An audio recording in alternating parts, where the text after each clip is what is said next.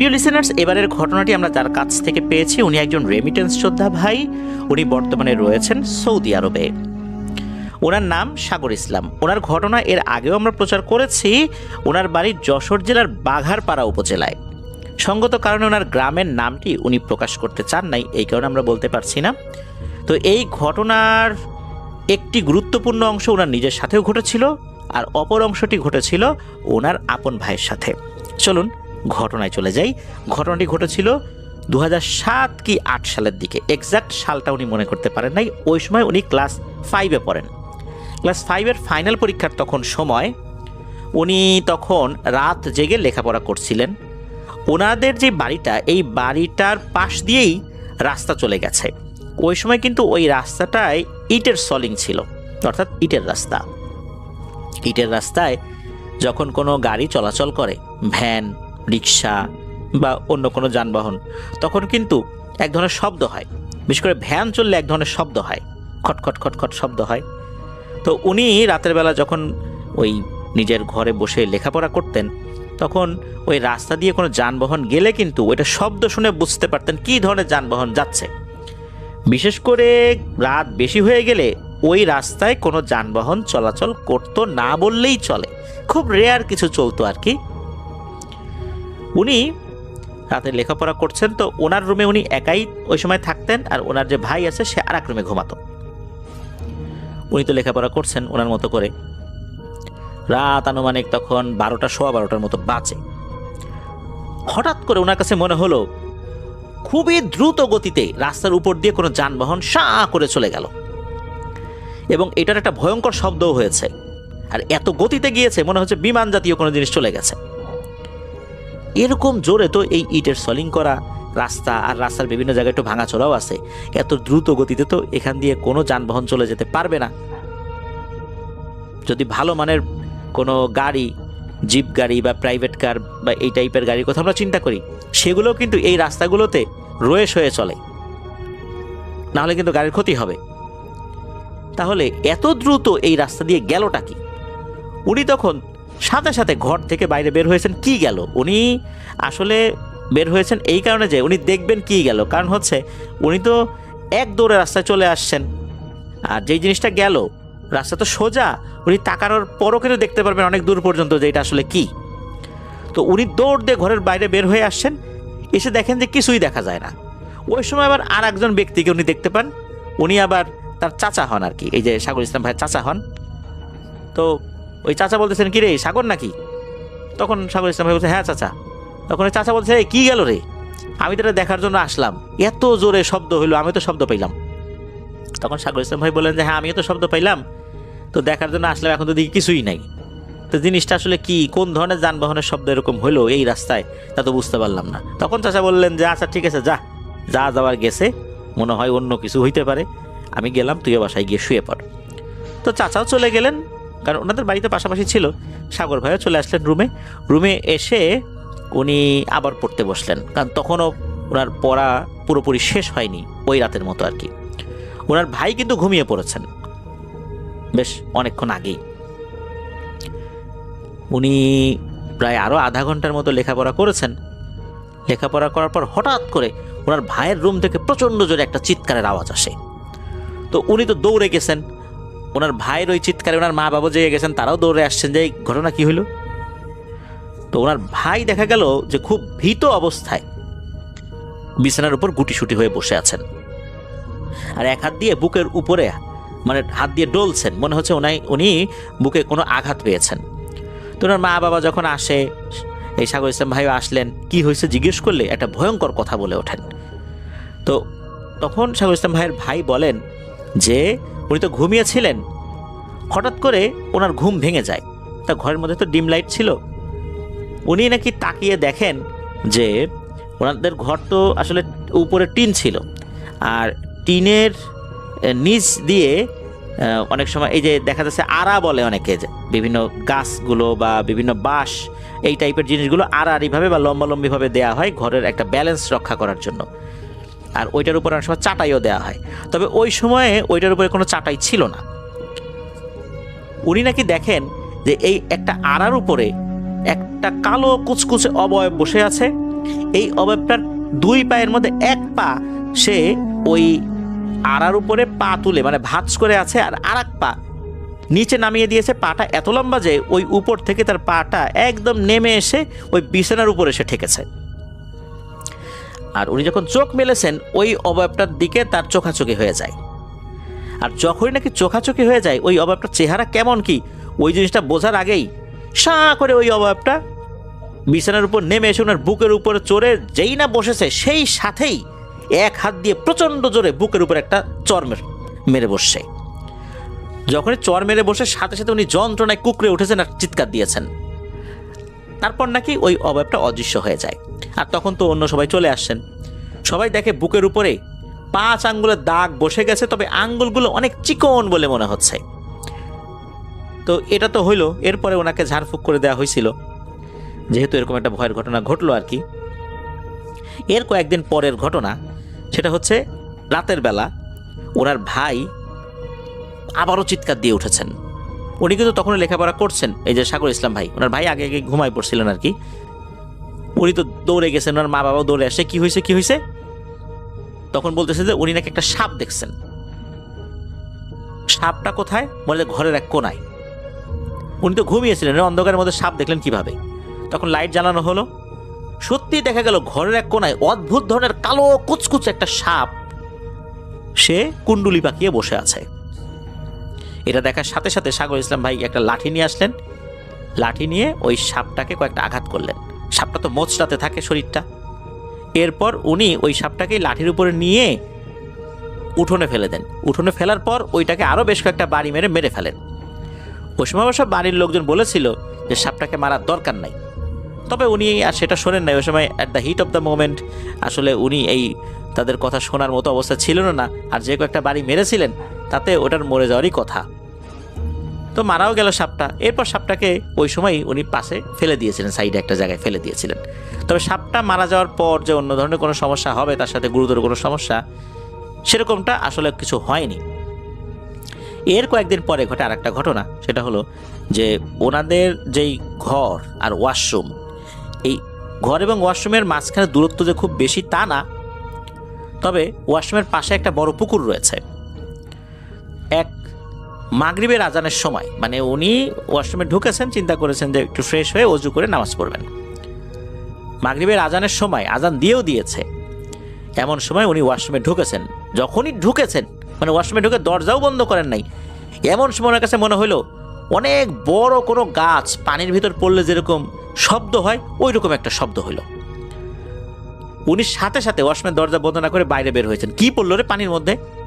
উনি পুকুর পাড়ে গিয়ে দেখেন পানি একদম ঠান্ডা হয়ে আছে। অর্থাৎ ঠান্ডা বলতে কোনো ঢেউ নাই, কিচ্ছু নাই। তাহলে মাত্রই এত বড় একটা শব্দ হইলো, এত জোরে একটা শব্দ হইলো, মনে হচ্ছে অনেক বড় কিছু একটা পানিতে পড়েছে। তাহলে তার কোনো আলামতও বোঝা যাচ্ছে না। আশেপাশে গাছপালা তো ঠিকই মনে হচ্ছে, কারণ মাগরিবের আজান তো দিচ্ছে তখনও, চারদিকে তো যথেষ্ট আলো আছে তখনও। উনি কিন্তু দেখলেন সবকিছু ঠিকঠাক।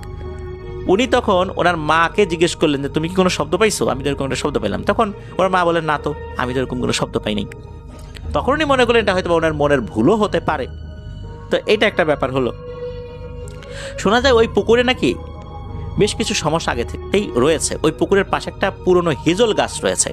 অনেকেই বলেন ওই হিজল গাছের সমস্যা। এরপরে উনি একদিন আর একটা বিষয় দেখেন, এটাও অনেকটা সন্ধ্যার দিকেই আর কি। অনেক সময় অনেক বড় বড় মাটির জালা বলা হয় আর কি, অনেক বড় বড় মাটির হাঁড়ি, এই হাঁড়িগুলোতে ধান রাখা হয়। যারা গ্রামে আছেন বা গিয়েছেন তারা এই ধরনের বড় বড় মাটির হাঁড়িগুলোর সাথে পরিচিত। এগুলো কোনোটা একদম কালো কুচকুচে হয়, আবার কোনোটা অনেকটা লালচে টাইপের হয়, যেহেতু আগুনে পোড়ানো হয় আর কি। এগুলোর মধ্যে ধান রাখা হয়। বিশেষ করে এমনও হয় যে এগুলোর মধ্যে অনেক ধান রেখে এর ভিতরে পানি দিয়ে কিন্তু নিচ থেকে আগুন দিয়ে ধানগুলো কিন্তু সেদ্ধ করা হয়। আবার সেদ্ধ ধানও ওর ভিতরে রাখা হয়, অনেক বড় হয় আর কি এগুলো। তো উনি মাগরিবের আজান হচ্ছে এমন একটা সময় দেখেন যে এরকম একটা বড় জ্বালা, কালো রঙের একটা বড় জ্বালা, এইটা পুকুরের কিনারে আছে। উনি চিন্তা করলেন কি ব্যাপার, এইখানে এত বড় মাটির জ্বালা কে রাখলো? এই চিন্তা করতে করতে উনি দেখেন ওই জিনিসটা সা করে পুকুরের মধ্যে নেমে গেল। নেমে গেল বলতে একদম পানির নিচে চলে গেল। এটা কিন্তু উনি নিজের চোখে দেখেছেন, এটা পরবর্তীতে বেশ কয়েকজনের সাথে শেয়ারও করেছেন। তো ওই পুকুরে আর একটা বিষয় নাকি রয়েছে, সেটা হচ্ছে যে অনেক মাছ নাকি ওটাই ছাড়া হয়, কিন্তু যেই পরিমাণে মাছ ছাড়া হয় সেই পরিমাণে মাছ আসলে পাওয়াই যায় না। মাছগুলো যে কোথায় যায় এটা বলাটাই মুশকিল হয়ে যায়। ওনারা একটা কাজ করতেন, সেটা হচ্ছে যে ছোট ছোট মাটির হাঁড়ি ওই পুকুরের মধ্যে ডুবিয়ে রাখতেন, কিছু কিছু জায়গায় চিহ্ন দিয়ে রাখতেন যে ওইখানে গেলে এটা পাওয়া যাবে। দেখা যাচ্ছে যে ওই মাটির হাঁড়ির সাথে একটা সুতো বেঁধে ওটার উপর একটা শোলা বা এমন জাতীয় কোনো জিনিস দিয়ে রাখা, যাতে করে উপর থেকে বোঝা যায়, এটা পানির উপর ভেসে থাকে, বোঝা যায় এই বরাবর মাটির নিচে হাঁড়িটা আছে। মাগুর মাছ, শোল মাছ বা শিং মাছ নাকি এগুলোর মধ্যে ঢুকে থাকতো, গর্ত মনে করে ওর ভিতরে ঢুকে যেত। ওনারা আবার ডুব দিয়ে ওই হাঁড়িটা তুলতেন, বেশ মাছ পেতেন আর কি। এমনিতে তো মাছ পাওয়াটা খুব দুষ্কর হয়ে যেত ওই পুকুরে। এইভাবে ওনারা একটা কৌশল অবলম্বন করতেন, যার কারণে মোটামুটি মাছ পেতেন। একবার হলো কি, মাছ ধরার জন্য এই যে সাগর ইসলাম ভাই, ওনার ভাই, তারপর ওনার আরও বেশ কিছু আত্মীয় স্বজনরা মিলে পুকুরে নামছেন। তো ওনাদের এক আত্মীয় পুকুরে নেমে নেমে ওই হাঁড়িগুলো তুলছেন, ডুব দিয়ে হাঁড়ি তুলছেন। একটা সময় হলো কি, উনি মানে হঠাৎ করে পানির উপর ভেসে উঠে তাড়াতাড়ি সাঁতার কেটে উপর দিকে চলে আসছেন এবং খুব হাঁপাচ্ছেন, মনে হচ্ছে খুব ভয় পাইছেন। তখন ওনাকে জিজ্ঞেস করা হলো যে কী ব্যাপার, কী হয়েছে? তখন উনি একটা ভয়ঙ্কর তথ্য দিলেন।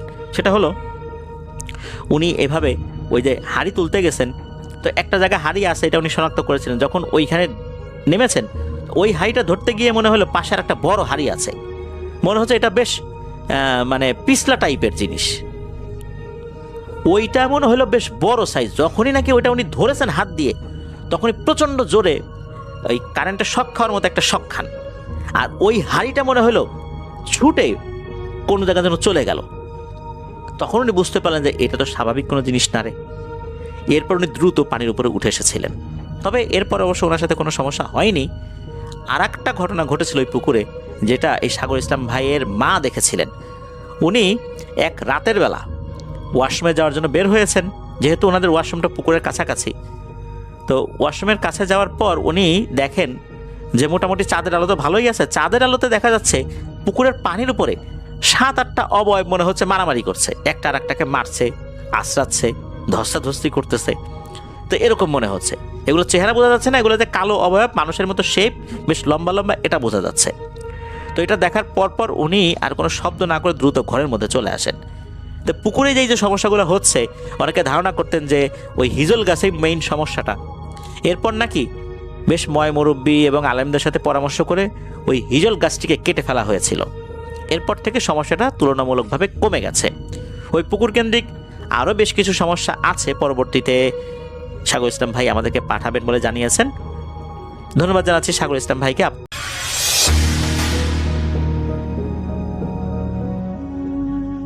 আজকে আমি যার ঘটনা পাঠিয়েছি, ভদ্রলোকের নাম আবু সালেহ। বাড়ির ভেতর সবাই কান্না করছে, এমন সময় বাহিরে অ্যাম্বুলেন্সের হর্ন বেজে উঠল। বুঝলাম অ্যাম্বুলেন্স চলে এসছে। আব্বুর রুমে প্রবেশ করলাম, সবাইকে বললাম আব্বুকে নিতে হবে, তোমরা সরে যাও। সবার কান্না আরও বেড়ে গেল। গত 2টা বছর আব্বু এই ঘরের বাইরে পা রাখেননি। আম্মা মারা যাবার আগে থেকেই আব্বু অসুস্থ। আম্মা মারা গেলেন, আব্বু ঘরবন্দি সেই থেকে আজ অবধি। তবে আজই আব্বুকে ঘর থেকে বের করছি, আর কোনোদিনও আব্বুকে আর এই ঘরে আনতে পারবো না। আমি এগিয়ে গেলাম আব্বুর দিকে। মানুষটা কিভাবে চলে গেল সবাইকে ছেড়ে। কিছুদিন আগে রাতে খাওয়া দাওয়া শেষ করে আব্বুর রুমে গিয়েছিলাম। আব্বু তখন বলছিল, বাবা সব সময় তো ব্যস্ত থাকিস, একটু বসে কথা বল না আমার সাথে। তোরা সবাই এত ব্যস্ত যে আমাকে ওই ঘর থেকে এই ঘরে এসে দেখিস না। কথাটা বলতে বলতেই তিনি কেঁদে ফেলেছিলেন। কিন্তু আমি সারাদিন পরে বাসায় ফিরেছি, তাই আমি রাগ করে বলেছিলাম, আব্বু আপনি বুঝেন না কেন? সব কিছু সামলে সময় হয়ে ওঠে না, তাছাড়া বাড়ি ফিরতে আমার অনেক রাত হয়। আপনার জন্য তো লোক রেখেছি, ও তো আপনার দেখাশোনা করছে, তাই না? তাহলে আবার আমরা কেন? আব্বু তখন আর একটা কথাও বলেনি, তবে মুখটা ছোট হয়ে গিয়েছিল দেখেছিলাম। সেদিন ওনার ওই চাহানিতে আমার তেমন কোনো অনুভূতি কাজ না করলেও আজ সেগুলি মনে পড়ে বেশ খারাপ লাগছে। আপনাদের হয়তো মনে হতে পারে এখন মরে গেছে তাই এত মায়া, তবে হ্যাঁ, এটাই সত্যি, কারণ বেঁচে থাকতে তার প্রতি এই মায়াটুকু কখনো দেখাইনি, কখনো এত খারাপ লাগেনি। সবাইকে সরিয়ে চাদর পেঁচিয়ে আমি আমার দুই ভাই তারিক আর তন্ময় সাথে গেলাম। দুলাভাই মিলে আব্বুর মৃতদেহটা নিচে নামিয়ে অ্যাম্বুলেন্সে তুললাম। সোজা চলে গেলাম আঞ্জুমান মফিদুল ইসলামে, যেহেতু আমরা কেউই লাশ ধোয়াবার নিয়ম কানুন জানি না, আর তাছাড়া এখানে এরা মৃত গোসল থেকে শুরু করে কাফন পরানো সব কিছুই বেশ যত্ন সহকারে এবং স্বল্প সময়ের মধ্যেই করে। তো আব্বুকে নিয়ে এলাম, এনারা গোসল এবং কাফনের কাজ সম্পন্ন করলো। আমরা আবার অ্যাম্বুলেন্সে করেই রওনা দিলাম আমাদের বাসার উদ্দেশ্যে। বাসার গেটে এসে সবাইকে বললাম গুছিয়ে নিতে, আমরা এখনই গ্রামের বাড়ি রওনা দিব। আব্বুর শেষ ইচ্ছা ছিল তাকে যেন গ্রামে কবর দেওয়া হয়। সবাই রেডি হয়ে আসলো, পেছনে থাকা মাইক্রোবাসে উঠল। আব্বার সাথে অ্যাম্বুলেন্সে বসলাম আমি আর দুলাভাই। আমার বাকি দুই ভাই ভয় পায়, তাই ওরা লাশের সাথে আসেনি। শীতের বিকেল, এমনিতেই অনেকটা দেরি হয়ে গেছে। আমরা রওনা দিলাম সন্ধ্যা 5:58। গাড়িটা ছেড়ে দিল। আমি আব্বুর মাথার কাছে বসে আছি। আব্বু গতবার বলেছিল, বাবা আমাকে একটু গ্রামে নিয়ে যাবি, তোর মায়ের কবরের পাশে গিয়ে একটু নিঃশ্বাস নিব, আমার না এই ঘরে দম বন্ধ লাগে। আব্বুকে সেদিন বলেছিলাম, আব্বু আপনি এসব ছেলে মানুষই বাদ দেন তো, এখানে নিঃশ্বাস নেওয়া যায় না কে বলল? আপনি বুঝেন না যে এখানে আপনাকে নিয়ে যাওয়া কত ঝামেলা আর সময়ের ব্যাপার? আব্বু সেদিনও আর কিছু বলেনি। আব্বু কিছু একটা বললেই কেমন যেন আচরণ করতাম, আর আব্বু কেমন যেন চুপ হয়ে যেত, করুণভাবে তাকাতো। হয়তো ভাবতো সে আমাদের ঝামেলা, কিন্তু আজ তো সব ঝামেলা শেষ করে আব্বু চলে যাচ্ছে, তাহলে আমার এত কেন কষ্ট হচ্ছে? বসে বসে এসব ভাবছিলাম আর কষ্ট পাচ্ছিলাম। হঠাৎ করে ড্রাইভার সজোরে একটা ব্রেক করলো। আমি কোনো মতে আব্বুর লাশটা নিচে পড়ে যাওয়া থেকে বাঁচালাম, কিন্তু সিটের উঁচু অংশের সাথে ধাক্কা খেয়ে মাথায় বেশ ব্যথা পেয়েছি। আমার দুলাভাইও সজোরে দরজার সাথে ধাক্কা খেয়েছেন, ওনার হাতের এবং কনুইয়ের বেশ কিছু অংশের চামড়া ছিলে গেল। আমি নিজেকে সামলে ড্রাইভারকে খুব জোরে একটা ঝাড়ি দিয়ে বসলাম। এই বললাম, এভাবে কেউ গাড়ি চালায়? এখনই তো অ্যাক্সিডেন্ট করেছিলেন, নিজে মরতেন আমাদেরও মারতেন। দুলাভাইও রাগ দেখালো পাশে থাকা অবস্থায়, এবং তার হেল্পার বলছিল, ওস্তাদ কি হয়েছে? কিন্তু ড্রাইভার শুধু বলল, দোয়া পড়েন, কেউ কোনো কথা কইবেন না, জোরে জোরে কালেমা পড়েন। এরপর সে গাড়ি স্টার্ট দিল এবং সজোরে চালাতে থাকলো। আমি আর দুলাভাই কিছু বলতে গিয়ে ওনার চেহারা দেখে কিছু বললাম না, দোয়া পড়তে থাকলাম, কেননা বুঝতে পারছিলাম হয়তো কোনো সমস্যা হয়েছে। যেহেতু লাশের গাড়ির সমস্যা হয় এটা আমরা আগে থেকেই শুনেছি। তাছাড়া ওনার চেহারায় স্পষ্ট ভয়ের এবং আতঙ্কের ছাপ ছিল। আমাদের মাইক্রোবাসে থাকা আত্মীয়রা সবাই আগে চলে গেছিল। গাড়িটা অনেকটা সামনে চলে গেছে এবং আমরাও দেখতে পাচ্ছিলাম না, যেহেতু রাস্তায় বেশ ভালো কুয়াশা ছিল। যেহেতু আমাদের গন্তব্য ছিল ভৈরবের রায়পুরা, তাই আমরা শর্টকাটের জন্য নীলকুঠি নামক একটি রাস্তা আছে, ওইটা ধরে আগাতে থাকি। রাস্তার দুপাশে বেশ নীরব আর জঙ্গলে ভরা, কিন্তু ওই যে তাড়াহুড়া আর আগের গাড়ি আগেই চলে গেছে, তাই এদিক দিয়ে যাওয়া। যারা ওই রাস্তাটা চিনেন তারা বুঝবেন রাস্তাটা কেমন। দিনের বেলাতেই অনেকটা ভুতুরে লাগে, কিন্তু আমরা আসলে কোনো উপায়ন্তর না পেয়েই সেদিক দিয়ে প্রবেশ করেছি। আমাদের গাড়িটা সেই রাস্তায় প্রায় শেষ দিকে চলে এসছে, তখন আবারও গাড়িটা ব্রেক করে বিকট একটা ঝাঁকুনি দিল। ড্রাইভার দেখতে পায় অনেকগুলো শিয়াল হাঁক ছাড়তে ছাড়তে দৌড়ে এসে আমাদের গাড়িটাকে ঘিরে ধরেছে। ড্রাইভার তাড়াহুড়া করে গাড়ির গ্লাসটা লাগিয়ে দিয়ে স্টার্ট দেওয়ার চেষ্টা করছিল, কিন্তু এটা কি মেকানিক্যাল সমস্যা না প্যারানর্মাল তা জানি না, গাড়ি কিন্তু কিছুতেই স্টার্ট নিচ্ছে না। ঘড়িতে তখন রাত 9টা+। এদিকে শিয়ালগুলোর চেঁচামেচি আরও বেড়ে গেছে। হয়তো দুই একটা এসে গাড়ি আঁচড়ে দিচ্ছে, ওদের ধারালো নখ দিয়ে আঁচড়ে দিচ্ছে, শব্দ পাচ্ছিলাম আঁচড়ানোর। আমি আব্বুর লাশটা ধরে বসে আছি, দুলাভাই ও আমার গায়ে ঘেঁষে বসে আছে। অজানা আতঙ্কে আমাদের বুক কাঁপছিল। যদিও এই রোডে ভয় ছিল ডাকাতের, কিন্তু আমাদের ভয়টা আজ ডাকাতের না, ভয় হচ্ছে কোনো এক অদৃশ্য শক্তির। তাকে দেখছি না, কিন্তু মনে হচ্ছে কেউ আছে, খুব কাছেই আছে। আমরা মনে মনে আল্লাহকে ডাকছিলাম। মোবাইলটা বের করলাম, কিন্তু অবাক করা বিষয় হলো মোবাইলে কোনো নেটওয়ার্ক নাই। না আমার একার না, গাড়িতে আমরা 4টা মানুষ, 5টা মোবাইল, কিন্তু কারো মোবাইলেই কোনো নেটওয়ার্ক নেই। এটাও কি যান্ত্রিক সমস্যা? কিন্তু একসাথে এতগুলো ফোনের নেটওয়ার্ক থাকবে না, এই ব্যাপারটা আপনার বুকের ধুক ধুক শব্দটা অবশ্যই বাড়িয়ে তুলবে, দিয়ে দিবে একটা অজানা ভয়। আমাদেরও তাই। তবে ড্রাইভার ছেলেটার বয়স কম, কিন্তু বুদ্ধি আছে।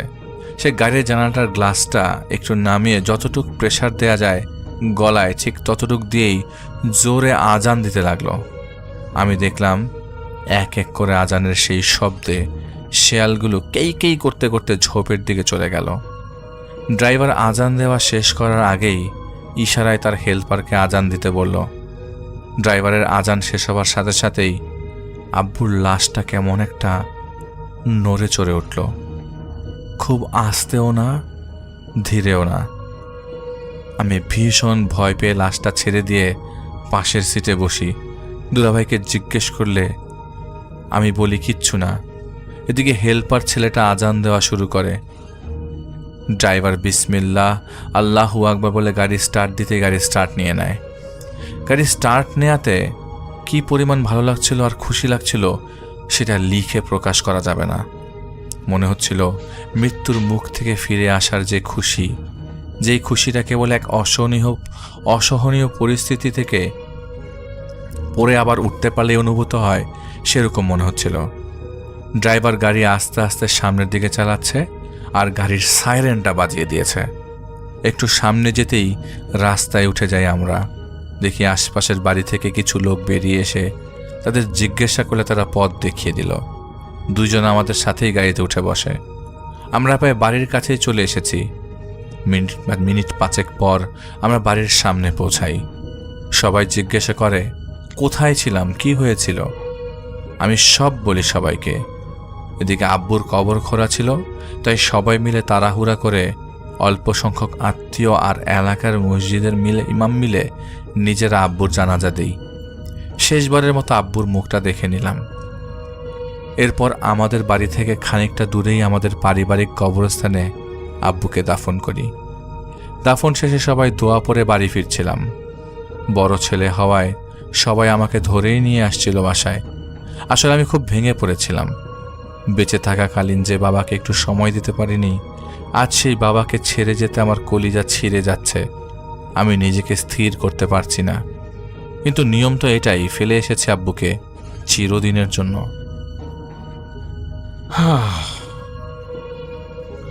বাসা আসার পর আমি আর কিছু মুখে দিতে পারিনি। আলাদা রুমে এসে শুয়ে আছি। আমার 4 বছরের একটা ছেলে আছে, ওর নাম রুম্মান। রুম্মান দৌড়ে এসেছে আমার রুমে এসে বলছে আব্বু, দাদাবাকে কোথায় রেখে এসছো? আর দাদুকে এত লম্বা কাপড় দিয়েছ কেন? দাদু আজকে আমাকে একবারও ডাকেনি। আম্মু আজ দাদুর কাছে যেতে দেয়নি। সবাই শুধু কান্না করেছে।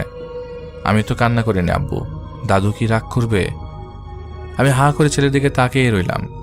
এরপর বললাম, বাবা, তোমার দাদু ছোট্ট ঘরে আছে, এখন থেকে ওখানেই থাকবে।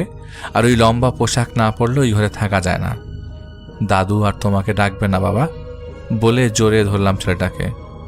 রুমান হঠাৎ বলে ওঠে, আমিও বড় হলে দাদুর মতো তোমাকে ছোট ঘরে রেখে আসব। আমি বাকরুদ্ধ হয়ে গেলাম, একদমই বাকরুদ্ধ। আপনাদের কি মনে হবে জানি না, হয়তো মনে হবে এটা কোনো গল্প, কিন্তু না, এটা বাস্তব। আর এই বাস্তবটা আমার জীবনে ঘটা একটা কাহিনী। তবে আমি নিজেও এমন অনেক কাহিনী শুনেছিলাম যে নিজের বাবা মায়ের সাথে বাজে আচরণের ফলে পরবর্তীতে সে নিজেও সন্তান দ্বারা বাজে আচরণ আর লাঞ্ছনা পেয়েছে। কিন্তু আজ নিজের ছোট্ট ছেলের মুখে এই কথা শুনে বাকরুদ্ধ হওয়া ছাড়া আর কোনো উপায় নেই। আমি রুম্মানকে বললাম, ঠিক আছে বাবা, এখন মায়ের কাছে যাও। ও চলে গেল। উকি দিয়ে দেখলাম বাইরে সবাই কথা বলছে। আমি আলোটা বন্ধ করে শুয়ে পড়লাম। জানি ঘুমোবে না, তাই শুয়ে গোপনে কান্না করছিলাম, চোখের উপর হাত রেখে। মিনিটখানেক পর হঠাৎ আমার নাকে আগরবাতির ঘ্রাণ পাই। আমি ভাবলাম হয়তো কেউ জ্বালিয়েছে। ঠিক তখনই আমার মাথার উপর কেউ আলতো করে হাত বুলিয়ে দিল। আমি সাথে সাথে হাত সরিয়ে চোখ মেলে তাকালাম, আলো জ্বালালাম, কিন্তু না, কেউ তো নাই।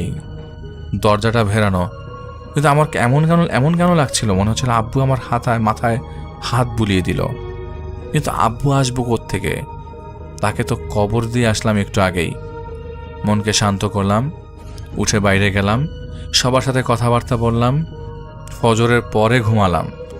সে রাতে ড্রাইভারকে আর যেতে দেয়নি, রেখে দিয়েছিলাম। সকালে উঠে দেখি আমার ছোট চাচার বাড়ি থেকে খাবার পাঠিয়েছে। ড্রাইভার ছেলেটাকে ডেকে নাস্তা করে ওর পাওনা মিটিয়ে দিলাম আর জিজ্ঞেস করলাম, সেদিন কি হয়েছিল বলো তো? সে বলল, ওগুলা কিছু না স্যার, বাদ দেন, এমন হয় লাশের গাড়ির সাথে। তবু জোর করলাম। তখন ছেলেটা বলল, প্রথম যখন সে গাড়িটা হঠাৎ ব্রেক করে, তার কারণ ছিল রাস্তার ঠিক বাম পাশে থেকে নাকি একটু বয়স্ক মানুষ হেঁটে আসছিল। আস্তে আস্তে সে একেবারে গাড়ির সামনে চলে আসে এবং ড্রাইভার ব্রেক করতে করতে সে গাড়ির সাথে ধাক্কা খায়। কিন্তু ড্রাইভার যখন ভাবে যে সে নেমে ব্যাপারটা দেখবে, তখন সে তার ডান পাশে থাকা লুকিং গ্লাসে দেখে সেই বয়স্ক লোকটা গাড়ি থেকে অনেকটা পেছনে রাস্তার উপর দাঁড়িয়ে আছে আর হাসছে। তবে হাসিটা স্বাভাবিক না। তাই সে কিছু না বলে গাড়ি চালিয়ে সবাইকে দোয়া পড়তে বলে। আমি তাকে বললাম, সাবধানে যেও। সে বিদায় নিয়ে চলে গেল। মাঝে 2 দিন কেটে গেল ব্যস্ততায়। 4 দিনের খানা দিতে হবে, তাই বাজার সদাই এটা সেটা করে 4 দিন এসেই গেল। দুপুরে খাওয়ার আয়োজন করেছিলাম, কারণ সন্ধ্যায় সবাই ঢাকা রওনা দিবে। সব আয়োজন সম্পন্ন হবার পর ভাবলাম নিজের গাড়ির সাথে যেহেতু, তারপর বাদ মাগরিব সবাই নামাজ পড়ে রওনা দিব। সব গুছগাছ করে আমরা মাগরিবের নামাজ পড়তে আমাদের মসজিদে যাই। নামাজ শেষে কি মনে করে আমি সবাইকে বললাম, আপনার হাঁটেন, আমি আসতেছি। যেহেতু মসজিদের কাছেই আমাদের কবরস্থান, তাই আমি সেখানে গিয়ে আব্বুর কবরটা জিয়ারত করি।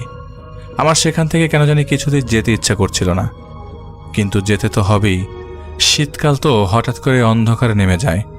জিয়ারত করতে আসার সময় যেটুকু আলো ছিল, জিয়ারত শেষ হতে হতেই অন্ধকার হয়ে গেছে। আমি আব্বুর উদ্দেশ্যে বললাম, চলে যাচ্ছি, আমাকে ক্ষমা করে দিও পারলে। আমি কবরস্থানের ভেতর থেকে বের হব, ঠিক তখনই কেউ আমাকে আবারও মাথায় হাত বুলিয়ে দিয়ে গেল, যেন আমার গা ঘেঁষে চলে গেল। আমি থ হয়ে দাঁড়িয়ে থাকলাম। আমি আবারও ঘুরে কবরস্থানের ভেতরে গেলাম। আব্বুর কবরের কাছে গিয়ে বললাম, আব্বু তুমি কি আমার মাথায় হাত বুলালে? আমি বাচ্চাদের মতো আব্বু আব্বু বলে কান্নায় ভেঙে পড়লাম। কিন্তু তখনই কেউ আমাকে আব্বুর কবরের সামনে থেকে ঘাড় ধরে একটা আছাড় মারল। আমি ছিটকে পেছনের জমির পাশে যেয়ে পড়লাম। ভয়ে আমার বুকে ব্যথা করছিল, মনে বেশ ব্যথা পেয়েছিলাম। আমি মুখ দিয়ে গোঙানির মতো শব্দ করা ছাড়া আর কিছুই করতে পারিনি। এমন সময় আমার সামনে একটা অবয়ব বলবো নাকি কোনো একটা সাপ বলবো আমি জানি না, কিছু একটা দেখলাম। লম্বা আকৃতির কিছু একটা, একেবারেই সাদা সেই আকৃতিটা। আমি মাটিতে পড়ে আছি উপুর হয়ে। সে আমাকে চিৎ করালো এবং খুব জোরে আমার বুকে কিছু একটা দিয়ে আঘাত করলো। আমার মনে আছে আমি ব্যথায় আর আঘাতে বমি করে দিয়েছি। আমি শুধু যতদূর দেখছিলাম, রাস্তার পাশটায় কেউ টর্চের আলো দিচ্ছিল, আর সেই অবয়বটা লাফাতে লাফাতে সামনের দিকে চলে গেল, মিলিয়ে গেল। আমি বুঝতে পারলাম আমার নাক মুখ থেকে তরল কিছু বের হচ্ছে অনবরত। আমি সেখানেই মাটিতে লুটিয়ে পড়ি। খানিক বাদে আমার ভাই এবং গ্রামের মানুষ এসে আমাকে জমির সাইডে পড়ে থাকতে দেখে। বাড়ি নিয়ে যায়। আমার নাক মুখ দিয়ে নাকি রক্ত বের হচ্ছিল, মাথার একটা কোনা কেটে গেছিল। আমি টানা 17 দিন হাসপাতালে থাকার পর সুস্থ হই, কিন্তু আমার সেই রাতের ভয়টা এখনো কাটেনি। আমি সুস্থ হয়ে বাসায় ফিরলে সবাইকে ব্যাপারটা বলি। তারপর আমরা একজন কবিরাজের কাছে যাই। তিনি ভৈরবের লোক, সেখানেই ওনার বাড়ি, কিন্তু ঢাকাতেই থাকেন। তো তার কাছে যাওয়ার পর তিনি আমাকে বলেন, খারাপ জিনের নজর পড়েছে, তাই তারা এমন করছে। কিছু ঝাড়ফুঁক এবং তদবির দিলেন, সেগুলো ফলো করে চলতে থাকি। 4-5 দিন পর থেকে আমি আবারও সে অবয়বটা আমার বাসার ছাদে দেখতে পাই। আমি সেদিন বাসাতেই ছিলাম। আব্বুর জন্য মনটা বেশ খারাপ লাগছিল, তাই ছাদে সন্ধ্যার পরে যাই। বসে সিগারেট পান করছিলাম, ধূমপান করছিলাম। পকেট থেকে তখন পাখির ডানা ঝাপটানোর একটা আওয়াজ পেলাম। রেলিংয়ের দিকে তাকিয়ে দেখলাম সে অবয়বটা দাঁড়িয়ে আছে রেলিংয়ে হেলান দিয়ে। আমি থতমত খেয়ে গেলাম। কি করব আমি বুঝতে পারছি না। আমি এখন কাউকে ডাকবো নাকি দৌড় দিব, কিছু কাজ করছে না মাথায়। অবয়বটা ধীরে ধীরে আমার দিকে এগিয়ে এলো। আমি তার আগমন দেখে কাঁপতে কাঁপতে চেয়ার থেকে পড়ে যাচ্ছিলাম। তখনই অবয়বটা আমাকে খপ করে ধরে ফেললো। শূন্যে তুলে ধরে আমাকে কতগুলো থুতু মারলো আর বিড়বিড় করে বলল, পাবি পাবি, তোর উপযুক্ত শাস্তি তুই পাবি, বলে আমাকে রেলিংয়ের সাথে ছুঁড়ে মারল এবং সে ছাদ থেকে এক লাফ দিয়ে নেমে গেল। হয়তো আমি এবার ব্যথায় চিৎকার দিলাম। নিচ থেকে আমার ছোট ভাই দৌড়ে আসলো। আমার মাথা ফেটে গেছিল রেলিংয়ে লেগে। ডাক্তারের কাছে গেলাম, সেলাই লাগলো 3টা। ডাক্তারের কাছ থেকে বাসায় আসার সময় সবেমাত্র গেটে পা রেখেছি, প্রস্রাবের তীব্র গন্ধ আমার নাকে ভেসে আসলো। পাবলিক ওয়াশরুমগুলোতে এই বাজে গন্ধটা পাওয়া যায়।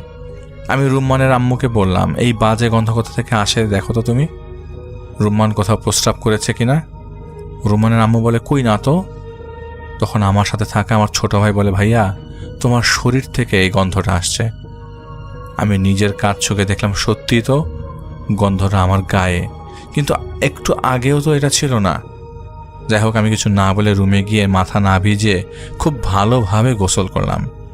রাতে খাওয়া দাওয়া শেষ করে ঘুমিয়ে পড়লাম, কিন্তু মধ্যরাতে আবার সেই প্রস্রাবের তীব্র গন্ধে আমার ঘুম ভাঙল।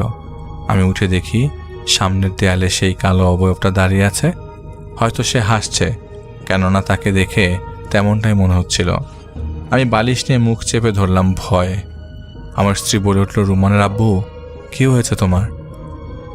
আমি মুখ থেকে বালিশটা সরালাম, দেখলাম ঘরের লাইট জ্বালানো, আমার বিছানা ভেজা। রুমানের আম্মু বলে, তুমি কি ভয় পেয়েছো? এভাবে ঘেমে আছো কেন, আর কি করেছো দেখো তো একবার। হ্যাঁ, আমি ভয়ে প্রস্রাব করে ফেলেছি বিছানায়। সেদিনের পর থেকে আমি প্রতি রাতেই বিছানায় প্রস্রাব করে দিতাম। তীব্র গন্ধে জেগে উঠতাম, আর উঠার পর শরীরের কোনো না কোনো অংশ আর নাড়াতে পারতাম না। যেই কবিরাজের কাছেই গিয়েছিলাম তাকে আবারও সব বলা হয়, কিন্তু সে শুধু টাকাই নিত, বিনিময়ে কোনো কাজ হয়নি আমার। একটা সময় আমি পুরোপুরি অচল হয়ে পড়ি এবং বিছানায় পড়ে যাই। একেবারেই বেডের পেশেন্ট হয়ে গেছিলাম। কত শুধু ডাক্তার টেস্ট করিয়েছি, আমার কিছুই ধরা পড়েনি।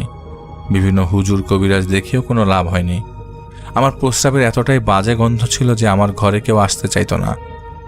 আমার ছোট্ট ছেলেটা আমার কাছে আসতো না। আমাকে আব্বুর ঘরে শিফট করে দেওয়া হয়। প্রতিটা রাতেই সেই অবয়বটা আসতো এবং আমাকে আঘাত করত, কখনো দুর্গন্ধযুক্ত প্রস্রাব নিয়ে, কখনো থুতু যেগুলো আমাকে খাওয়ানো হতো। প্রতিটা রাত কখনো বুকের উপর চেপে বসতো, আবার কখনো এলো পাথারিভাবে বেদ জাতীয় কিছু একটা দিয়ে বেধড়ক মারত। কিন্তু রাতে সেই দাগগুলো শরীরে থাকলেও সকালের আলো ফোটার সাথে সাথেই সেই দাগগুলো একেবারেই মিলিয়ে যেত। তবে ব্যথা ঠিকই থাকতো।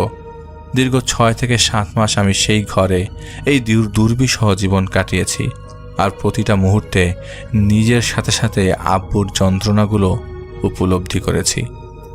এভাবেই দিন চলছিল আমার। ভেবেছিলাম আমার হয়তো এইভাবেই বেঁচে থাকতে হবে, কিন্তু না। অবশেষে আল্লাহর রহমতে আমার জন্য আসলো আমার অফিসের এক ভাই, তার নাম আলমগীর, যিনি আমাকে বেশ ভালোবাসতেন। তিনি দুবাই গিয়েছিলেন প্রায় বছরখানেক আগে। কয়েক সপ্তাহ আগে তিনি দেশে আসেন, আমার খোঁজ করেন এবং পরে জানতে পারেন যে আমার এই অবস্থা। তিনি আমার বাসায় আসেন এবং আমার পরিবারে যেখানে আমার থেকে দূরে দূরে থাকে সেখানে তিনি এসে প্রায় 2 ঘন্টা আমার পাশে বসে আমার সব কথা শোনেন। আমি সব খুলে বলি তাকে। প্রতিটা রাত আমাকে কি যন্ত্রণা ভোগ করতে হয় সেসব বলি। তিনি সব শুনে বলেন ওনার একজন ভাই আছেন, তিনি সব কাজ করে থাকেন, তাকে একবার নিয়ে আসবে। সেদিনের মতো চলে যান এবং একদিন পরেই সন্ধ্যা নামার আগে আলমগীর ভাই তার সাথে তার সেই ভাইকে নিয়ে আসেন। ওনার নাম বংশী, সবাই বংশী কবিরাজ বলেই ডাকে। সেই বংশী ভাই আমাকে দেখেন, আমার সাথে কথা বলেন। এরপর তিনি জানান আগামীকাল তিনি সব জানাবেন। আজকের জন্য কিছু পানি পরে পুরো ঘরে ছিটিয়ে দিয়ে গেলেন এবং যাবার আগে আমাকে একটা ছোট্ট তাবিজ বালিশের নিচে রাখার জন্য দিলেন। সেদিন রাতে আমার সাথে আর কিছুই ঘটে নেই।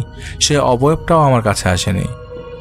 আমার কাছে আসার আমিও সেদিন কেমন যেন একটা ভরসা পেয়েছিলাম যে হয়তো আল্লাহ আমাকে সুস্থ করবেনই। পরদিন সেই বংশী কবিরাজ আসেন এবং তিনি জানান যে আমি যেদিন আব্বুর কবর জিয়ারত করতে গিয়েছিলাম সেদিন কবর জিয়ারত শেষে রাস্তায় ওঠার আগে একটা ফাঁকা জায়গায় প্রস্রাব করেছিলাম, কিন্তু সেই জায়গাতে প্রস্রাব করেছিলাম সেখানে একটা জিনের বাচ্চার কবর ছিল। ক্ষিপ্ত হয়ে আমাকে এই যন্ত্রণা দিয়েছে। আমি আগেই বলেছি যে আমি ধর্মের ব্যাপারে অনেক উদাসীন ছিলাম, তেমন কিছু জানতামও না, তাই ঢিলা কুলুক ব্যবহার না করার পরে কারণে আমি নাপাকি থাকতাম। আর সেই সুযোগটাই জিনটা কাজে লাগিয়েছে। এখন যেহেতু আমি এই কাজটি ইচ্ছাকৃতভাবে করিনি, তাই সেই জিনের সাথে কথা বলেছেন এবং সেই জিনের সাথে তিনি একটা ডিল করেছেন যে কিছু জিনিসের বিনিময়ে সে আমাকে এইটার আছর থেকে মুক্তি দিবে। তবে আমাকে নিজে সেখানে যেতে হবে, আর এসব তিনি তার জিন মারফত জানতে পেরেছেন। আমার পরিবার সব শুনে রাজি হয়ে যায়। অ্যাম্বুলেন্সে করে আমাকে নিয়ে পরদিন সবাই রওনা হয় গ্রামের উদ্দেশ্যে। পৌঁছানোর পর সন্ধ্যার আগে কবিরাজ, আমি, আমার ছোট ভাই দুলাভাই আমাকে ধরে নিয়ে সেখানে যান। আমি হুইল চেয়ারে বসে সেই স্থানে গিয়ে ক্ষমা চেয়ে আসি এবং সেখানকার একটা গাছের সাথে ওই জিনের ডিমান্ডিং জিনিসগুলো বেঁধে রাখি। কিছু জিনিস ছিল যেগুলো মাটিতে ফেলে আসি। কবিরাজ সাহেবের পর আমাকে সরিয়ে এনে তার কাছে থাকা এক বোতল পানি আমার গায়ে ঢেলে দেন। পানিটা গায়ে ঢালার পর থেকে আমার কাছে মনে হচ্ছিল আমার শরীর থেকে গরম ভাপ বেরোচ্ছে, মনে হচ্ছে আমি স্টিম বাথ নিচ্ছি। আমরা সবাই বাড়ির দিকে ফিরে আসি। আস্তে আস্তে আমার শরীর শীতল হতে থাকে। এরপর ঢাকায় ফিরে আসি। সেদিনের পর থেকে আজ পর্যন্ত আমি আর খারাপ কিছু দেখিনি, আর দেখতেও চাই না। তবে আজও সেই অবয়ব, সেই আঘাত ভুলতে পারিনি। মনের মধ্যে একটা গভীর দাগ রেখে গেছে সেই দিনগুলো। আর এই ব্যাপারগুলো হলে আজও মাঝে মাঝে কেমন একটা আলতো করে হাত কেউ আমার মাথায় হাত বুলিয়ে যায়। মিষ্টি একটা গন্ধের সাথে শীতল একটা অনুভূতি পাই। এটাই ছিল আজকের ঘটনা। দোয়া করবেন সবাই আমাদের জন্য। ভালো থাকবেন।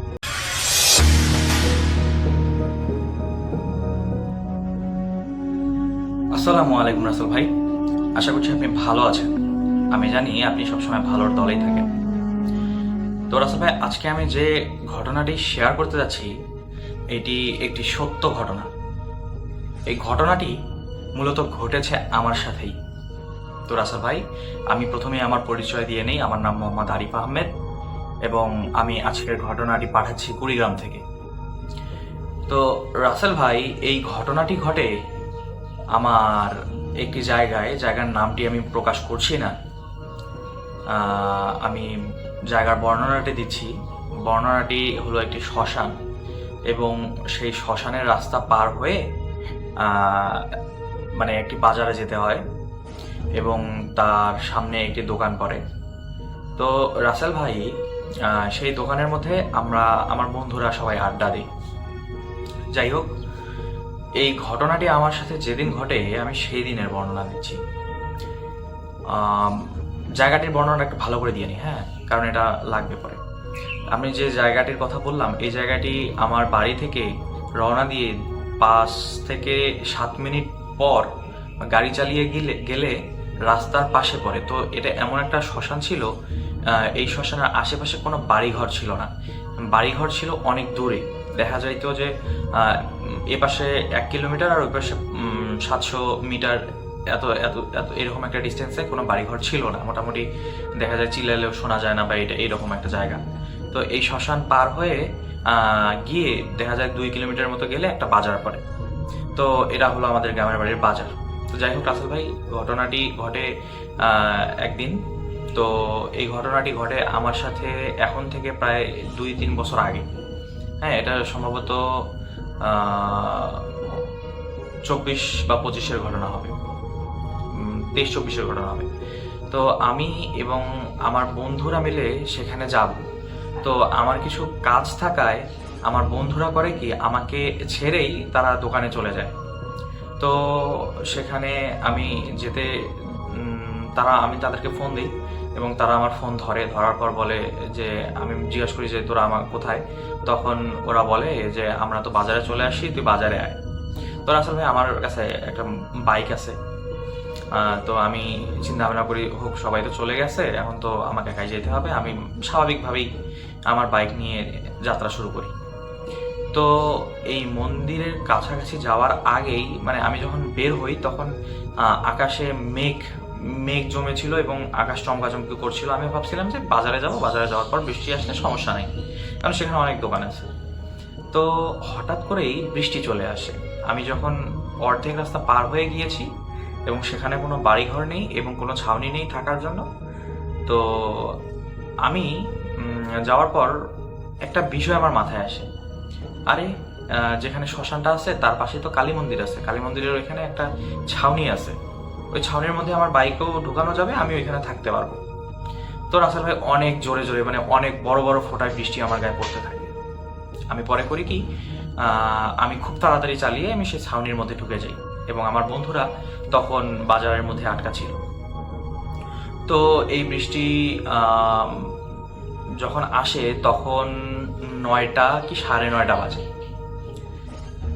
9:30 বাজে। তো আমি সেখানে অপেক্ষা করছিলাম, 10 মিনিট পার হয়ে গেল, কিন্তু সেখানে 10 মিনিট পার হয়ে যাওয়ার পর বৃষ্টিটি থামছিল না। পরবর্তীতে আমি হঠাৎ কেন জানি একটি শব্দ শুনলাম, যে শব্দে আমার গা শিউরে উঠলো এবং আমার গায়ের লোম সব দাঁড়িয়ে গেল। আমি নিজেকে শান্ত করলাম, শান্ত করে ভাবলাম যে না, এটা কোনো সেরকম কিছু না। যাই হোক, আমি সেখানে বসেছিলাম। তো রাসেল ভাই একটি বিষয় না বললেই নয়, আমি হঠাৎ করে দেখলাম একটি সাপ আমার দিকে ধেয়ে আসছে এবং সাপটির দূরত্ব হবে, সাপটির মানে সাপটি কতটুকু বড় হবে এটির আমি বর্ণনা, সাপটি সম্ভবত 2 থেকে 2.5 হাত এইরকম বড় হবে। তো সাপটি দেখে আমি খুবই ভয় পেয়ে যাই এবং সাপটি ফনা ধরে আমার দিকে আগাচ্ছিল। আমি এই বিষয়টি দেখার সাথে সাথে সেখানে একটি গাছ ছিল, আমি সেই গাছের মধ্যে চলে যাই। সাপটি কিছুক্ষণ দেখলাম সেখানেই ঘোরাঘুরি করার পর সেখান থেকে চলে গেল। আমি বোঝার চেষ্টা করলাম যে সে আসলে চলে গিয়েছে না সেখানেই আছে। তো আমি কিছুক্ষণ সেখানেই থাকি, থাকার পর দেখি সাপটি চলে গিয়েছে। তো আমি নামতে ভয় পাচ্ছিলাম, যার কারণে আমি তখনও নামি না, কিছুক্ষণ পরে নামি। আমি সেখানে গাছ থেকে প্রায় 12 থেকে 13 মিনিট পর নেমেছি। তো এদিকে তখনও বৃষ্টি হচ্ছিল এবং মুষলধারে বৃষ্টি হচ্ছিল। তো এত জোরে বৃষ্টি হবে এটি আমার কল্পনার বাইরে, যে এত জোরে বৃষ্টি হলে তো আমি বাসা থেকেই বের হইতাম না। যাই হোক, বৃষ্টি তখন 23 থেকে 25 মিনিট রানিং যে বৃষ্টি হচ্ছে। তো আমি সেখানেই আছি। তো হঠাৎ করে রাসেল ভাই, আমি একটি বিষয় লক্ষ্য করলাম, আমার সামনে এক মানে শ্মশানের দিকে, মানে শ্মশানে যেখানে সৎকার করা হয় মানুষদের, সেখানে একটি অদ্ভুত রকমের জিনিস, অদ্ভুত রকমের কিরকম জিনিস, একটি কালো ছায়া সেই শ্মশানের উপর এরকম করে ভাসছে। আমি এটি দেখে প্রচুর ভয় পেয়ে যাই এবং আমি করি কি, আমি সাথে সাথেই আমার বাইক নিয়ে, আমি সেখানে আর না থেকে আমার বাইক নিয়ে গাড়ি ঘুরিয়ে, মানে স্ট্যান্ডের উপর গাড়িটা ঘুরিয়ে আমি গাড়ি টান দিই। তো এই জিনিসটি আমার এতটাই ভয় লেগেছিল যা বলার বাহিরে। জিনিসটি দেখে আমি আমার গাড়ি ঘুরিয়ে আমার মানে যেভাবে টান দেওয়ার আমি সেভাবেই টান দিই। পরবর্তীতে এক পর্যায়ে রাসেল ভাই কিছু দূর যাওয়ার পর সামনে একটু কাদামাটি ছিল, যার কারণে আমি কাদাতে পিছলে মাটিতে পড়ে যাই এবং সেখানে পড়ে যাওয়ার কারণে আমি সেখানেই জ্ঞান হারিয়ে ফেলি এবং আমার হাতের পায়ের কিছু জায়গায় খুব গুরুতর ছাল গিয়েছিল। হ্যাঁ, মোটামুটি একটু ক্ষতই হয়েছিল এবং আমার গাড়ির সামনের হেডলাইট এবং সাইডের কিট ভেঙে গিয়েছিল। তো যাই হোক, সেখানে আমি অজ্ঞান হয়ে যাই এবং সেই সময় আমার বন্ধুরা, মানে সেই সময় তখনও বৃষ্টি হচ্ছিল, আমি সেখানেই পড়ে থাকি অনেকক্ষণ। কতক্ষণ পড়েছিলাম এটা আমি জানি না। তো বৃষ্টিতে এক পর্যায়ে দেখা যায় থেমে যায়, রাস্তা দিয়ে মানুষজন চলাচল শুরু হয় এবং রাস্তা দিয়ে চলাচলের সময় কয়েকজন যাওয়ার সময় দেখে যে আমি পড়ে আছি। তো তারা আমাকে চিনতো, সাথে সাথে বলতেছে যে আরিফ ভাই পড়ে আছে। আমার বন্ধুরা তো বাজারের মধ্যে সবাই আমার বন্ধুদের ফোন দেয়। তো সে সময় তারা এসে আমাকে সেখান থেকে উদ্ধার করে এবং আমার গাড়ি এবং আমাকে নিয়ে সরাসরি বাজারে চলে যায়। বাজারে চলে যাওয়ার পর সেখানে আমাকে সার্বিক একটু চিকিৎসা দেওয়া হয়, আমার ড্রেসিং করে দেওয়া হয় এবং পায়ের মধ্যে ব্যান্ডেজ করে দেওয়া হয়। তো সেখানে আমাকে ব্যান্ডেজ করে দেওয়ার পর আমাকে বাড়িতে নিয়ে আসা হয়। পরবর্তীতে বাড়িতে আসার পর আমাকে সবাই জিজ্ঞাসা করছিল যে আমার সাথে আসলে কি ঘটনা ঘটেছিল, আমি সেখানে অ্যাক্সিডেন্ট করলাম কিভাবে। তারপর রাসেল ভাই আমি সম্পূর্ণ জিনিসটি তাদের সাথে শেয়ার করি। আমার আব্বু আম্মু এবং আমার বন্ধুরা তখন সেখানে উপস্থিত ছিল। আমি সব জিনিসটি তাদের সাথে শেয়ার করি এবং তারা সম্পূর্ণ জিনিসটি শুনে এবং বলে যে তুই কি পাগল হয়েছিস, তুই হয় বাজার চলে আসতি জোরে টান দিয়ে, নয়তোবা তুই বাড়ি চলে যাইতি, তুই তো এটা একদম ভুল করছিস সেখানে থাকা, কারণ তুই জানিস এরকম জায়গায় খারাপ জিনিস থাকে। তো রাসেল ভাই এটা আসলে আমার অনেক ভুল হয়েছিল। পরবর্তীতে সমস্যা হবে কিনা, যার কারণে আমার একজন পরিচিত আলেম ছিল যার সাথে আমি দেখা করি এবং তিনি খুব ভালো একজন আলেম ছিলেন এবং তিনি জিনদের উপস্থিতি টের পেতেন।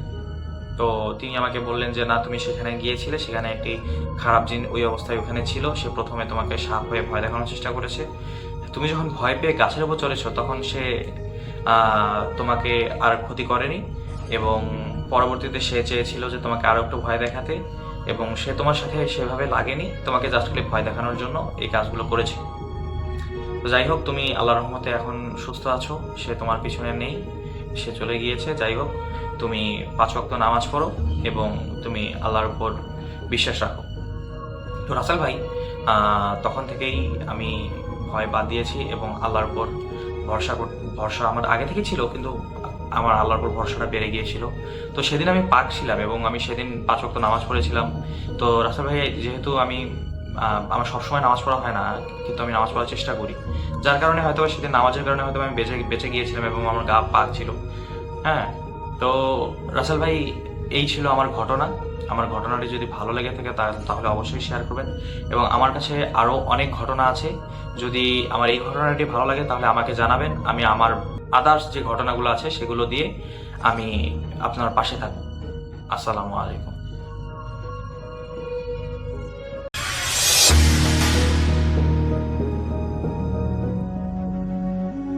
আসসালামু আলাইকুম। ওয়ালাইকুম আসসালাম। আমি মোহাম্মদ বিল্লাল হোসেন। আমি সরকারি বাংলা কলেজে একজন ছাত্র, পেশায় টিউশনি করি। আমার দেশের বাড়ি হচ্ছে কুষ্টিয়াতে। আমি এখন ঘটনাতে চলে যাই। আমার এই ঘটনাটি ঘটে হচ্ছে আমার চাচার সাথে। আমার চাচা যিনি এখন হচ্ছেন উনি মাওলানা, তিনি যখন মাদ্রাসাতে পড়তেন তখনকার ঘটনা, তখন তার সাথে ঘটে যাওয়া একটা ঘটনা। তিনি মাদ্রাসার হোস্টেলে হচ্ছে 3-4 জন ছাত্র থাকতো। তা একদিন হচ্ছে চাচা তার বন্ধুরা কয়েকজন রাতে খাবার খেয়ে ঘুমানোর জন্য প্রস্তুতি নেয় এবং রুমে গিয়ে যার যার বিছানায় শুয়ে পড়ে এবং শুয়ে পড়ার কিছুক্ষণ পরে তারা হচ্ছে রুমের লাইট অফ করতে ভুলে গিয়েছিল।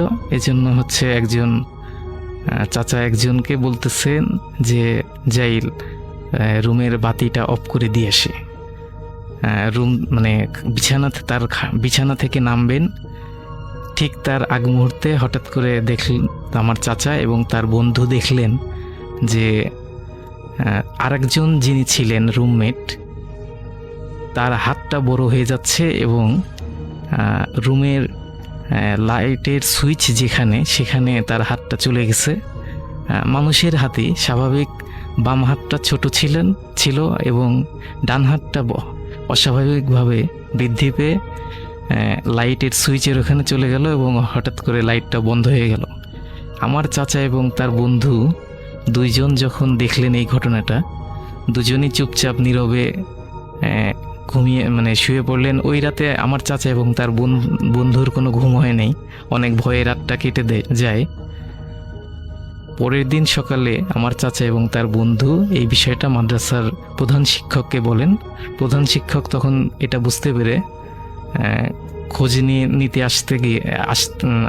আসলেন এবং দেখলেন যে ওই লোকটা বা জিনটা নেই, মানুষের শারীরিক গঠনের যে অবয়বটা ওটা নেই এবং পরে হচ্ছে ওই মাদ্রাসার প্রধান শিক্ষক উনি বুঝতে পারলেন যে ওই জিনটা চলে গেছে, বা মানুষরূপী মানুষের অবয়বের ওই আকৃতি ওই জিনটা চলে গেছে। পরে হচ্ছে চাচা ওই মাদ্রাসার প্রধান শিক্ষক উনি চাচা এবং আমার চাচার বন্ধুকে বললেন যে তোমরা এই কক্ষটা পরিবর্তন করে অন্য রুমে চলে যাও। এই ছিল আমার ঘটনা ভাই। আচ্ছা, অনেক ধন্যবাদ আপনাকে। এবং আমরা যেটা বুঝলাম যে উনি আসলে জিন বা ছদ্মবেশী যদি আমরা বলি, সে আপনার চাচার সাথেই থাকতো। হ্যাঁ, এবং মাদ্রাসাতে পড়াশোনা করতো। তাদের সাথে দীর্ঘদিন মাদ্রাসাতে সে পড়াশোনা করেছিল এবং কারো কোনো ক্ষতি করেনি সে। জি জি, জিন একটা ভালো জিন ছিল। শুধুমাত্র তার এই নিদর্শন বা এই রূপটা দেখতে পাওয়ার পরেই সে পালিয়ে যায়, সে চলে যায়। জি, বেলাল ভাই, আপনি আরেকটা ঘটনার কথা বলছিলেন যেটা আপনার সাথে এবং আপনার চাচার দুজনের সাথেই ঘটে গিয়েছে। জি, সেই ঘটনাটা শুনবো। জি অবশ্যই, আমরা সেই ঘটনায় চলে যাই। এটা হচ্ছে 2005 বা 6, তখন আমার বয়স আপনার 8-9 বছর এরকম। তা আমি একদিন হচ্ছে চাচার সাথে ঘুমানোর ইচ্ছা করলো। ছোটোবেলায় হচ্ছে বাবা মাকে বললাম যে চাচার সাথে ঘুমাবো। ছোটোবেলার থেকেই হচ্ছে এইগুলোর প্রতি জিন ভূতেদের প্রতি আগ্রহ বেশি ছিল। তা একদিন রাত্রে হচ্ছে আমি চাচার সাথে হচ্ছে রাত্রে ঘুমাই। তা আমার চাচা হচ্ছেন উনি আবার সবসময় 5 ওয়াক্ত নামাজ পড়তেন এবং তাহাজ্জুদের নামাজ পড়তেন। রাত্রে যখন 2:30-3টা বাজে, 3টা না 2:30 আমি যদিও তখন হচ্ছে ঘড়ি ছিল না ওইভাবে, আমার আনুমানিক যেটা, চাচা যখন তাহাজ্জুদের নামাজ পড়তেন তখন উনি 2:30-3টা এই সময় উঠতেন। তা চাচা হচ্ছেন বাড়িতে কলপারে গিয়ে হচ্ছে উজু করে এসে নামাজে দাঁড়াবেন। আমি তখন মানে ঘুম, আবছা ঘুম, মানে চোখ বন্ধ আছে কিন্তু ওইভাবে গভীর ঘুমে না। তা চাচা যখন নামাজে দাঁড়াবেন ওই সময় আপনার মানে কেউ একজনের সাথে আমার চাচা কথা বলতেছিলেন। আমি তাকে অন্ধকারে কিছুই দেখতে পাইনি, কিন্তু তার কথাগুলো এরকম ছিল যে আমিও আপনার সাথে নামাজ পড়ব, এরকম কিছু একটা। আচ্ছা, আমি এইটা শোনার পরে মানে কণ্ঠটা এরকম ছিল যে আপনার শব্দ প্রতিধ্বনি হয়।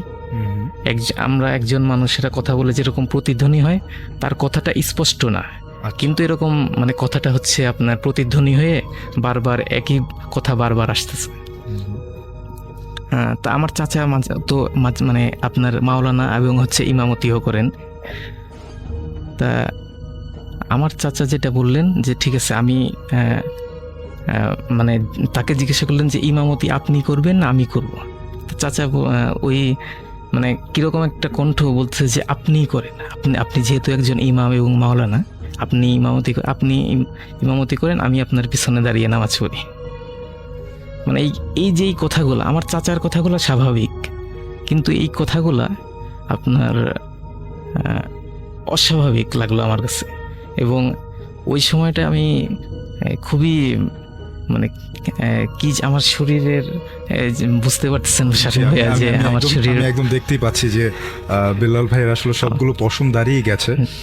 আসলে যখন আমরা কাউকে চোখের সামনে না দেখি কিন্তু তার কণ্ঠস্বর শুনতে, এবং সেটা আসলে একটু নর্মাল না, প্যারানর্মাল, তখন কিন্তু অন্যরকম লাগাটাই স্বাভাবিক।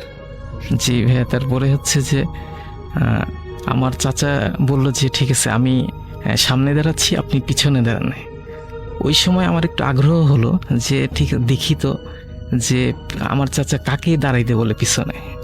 কিন্তু আমি যখন উঠে দেখি, আমি শুধু আমার চাচাকেই দেখতে পাই, আর কাউকে দেখতে পাই না। আমার চাচা বলছিল যে আমার সাথে ঘুমাইতে গেলে কিন্তু তুমি ভয় পাবা, এবং হচ্ছে আমি রাত্রে উঠে নামাজ পড়ি, তুমি কখনো কিন্তু আমাকে বিরক্ত করবা না। তো এই ভয়টা হচ্ছে চাচার মধ্যে মানে আমার মধ্যে চলে গেছিলো। তা আমি চুপচাপ এরকম যতক্ষণ নামাজ পড়লো আমি চুপচাপ শুধু এই শুয়েছিলাম এবং খুব ভয় পাচ্ছিলাম। তারপরে হচ্ছে যে চাচা এরকম নামাজ পড়তে, তাহাজ্জুদের নামাজ শেষ হলো, ওই রাত্রে আর আমি ঘুমাইতে পারিনি। তারপরে হচ্ছে ফজরের নামাজ পড়লো। পরের দিন সকালে উঠে চাচাকে জিজ্ঞাসা করলাম যে চাচা, ওই সময়টা তো আমি খুব ভয় পাচ্ছিলাম এবং আপনি কার সাথে কথা বলতেছিলেন, আমি তো কাউকে দেখি নাই। আমার চাচাও হচ্ছে ওই জিনটাকে হচ্ছে সবসময় দেখে না, মাঝে মধ্যে হঠাৎ, মানে সবসময় কথা বলে, কিন্তু চাচা মানে ওই জিনটা সবসময় চাচার সামনে আসে না। তখন সকালবেলা হচ্ছে চাচাকে এরকম বললাম, চাচা বলতেছে যে আমি তো তোমাকে আগেই বলছি বা তোমার আব্বু আম্মু বলছে যে আমার সাথে ঘুমাইলে রাত্রে তুমি ভয় পাবা, অনেক কিছু হবে, ঘটতে পারে। তা তখন চাচা বলতেছে যে যাই হোক, তুমি মানে আমি যখন নামাজ পড়তেছিলাম তখন কিছু করো নেই, ওই জিনটা যদি বিরক্ত হইতো তাহলে তোমাকে অনেক ক্ষতি করতে পারতো। সে ভালো জিন ঠিক আছে, কিন্তু তাকে বিরক্ত করলে সে ক্ষতি করবে। এটাই ছিল ভাই আমার ঘটনা।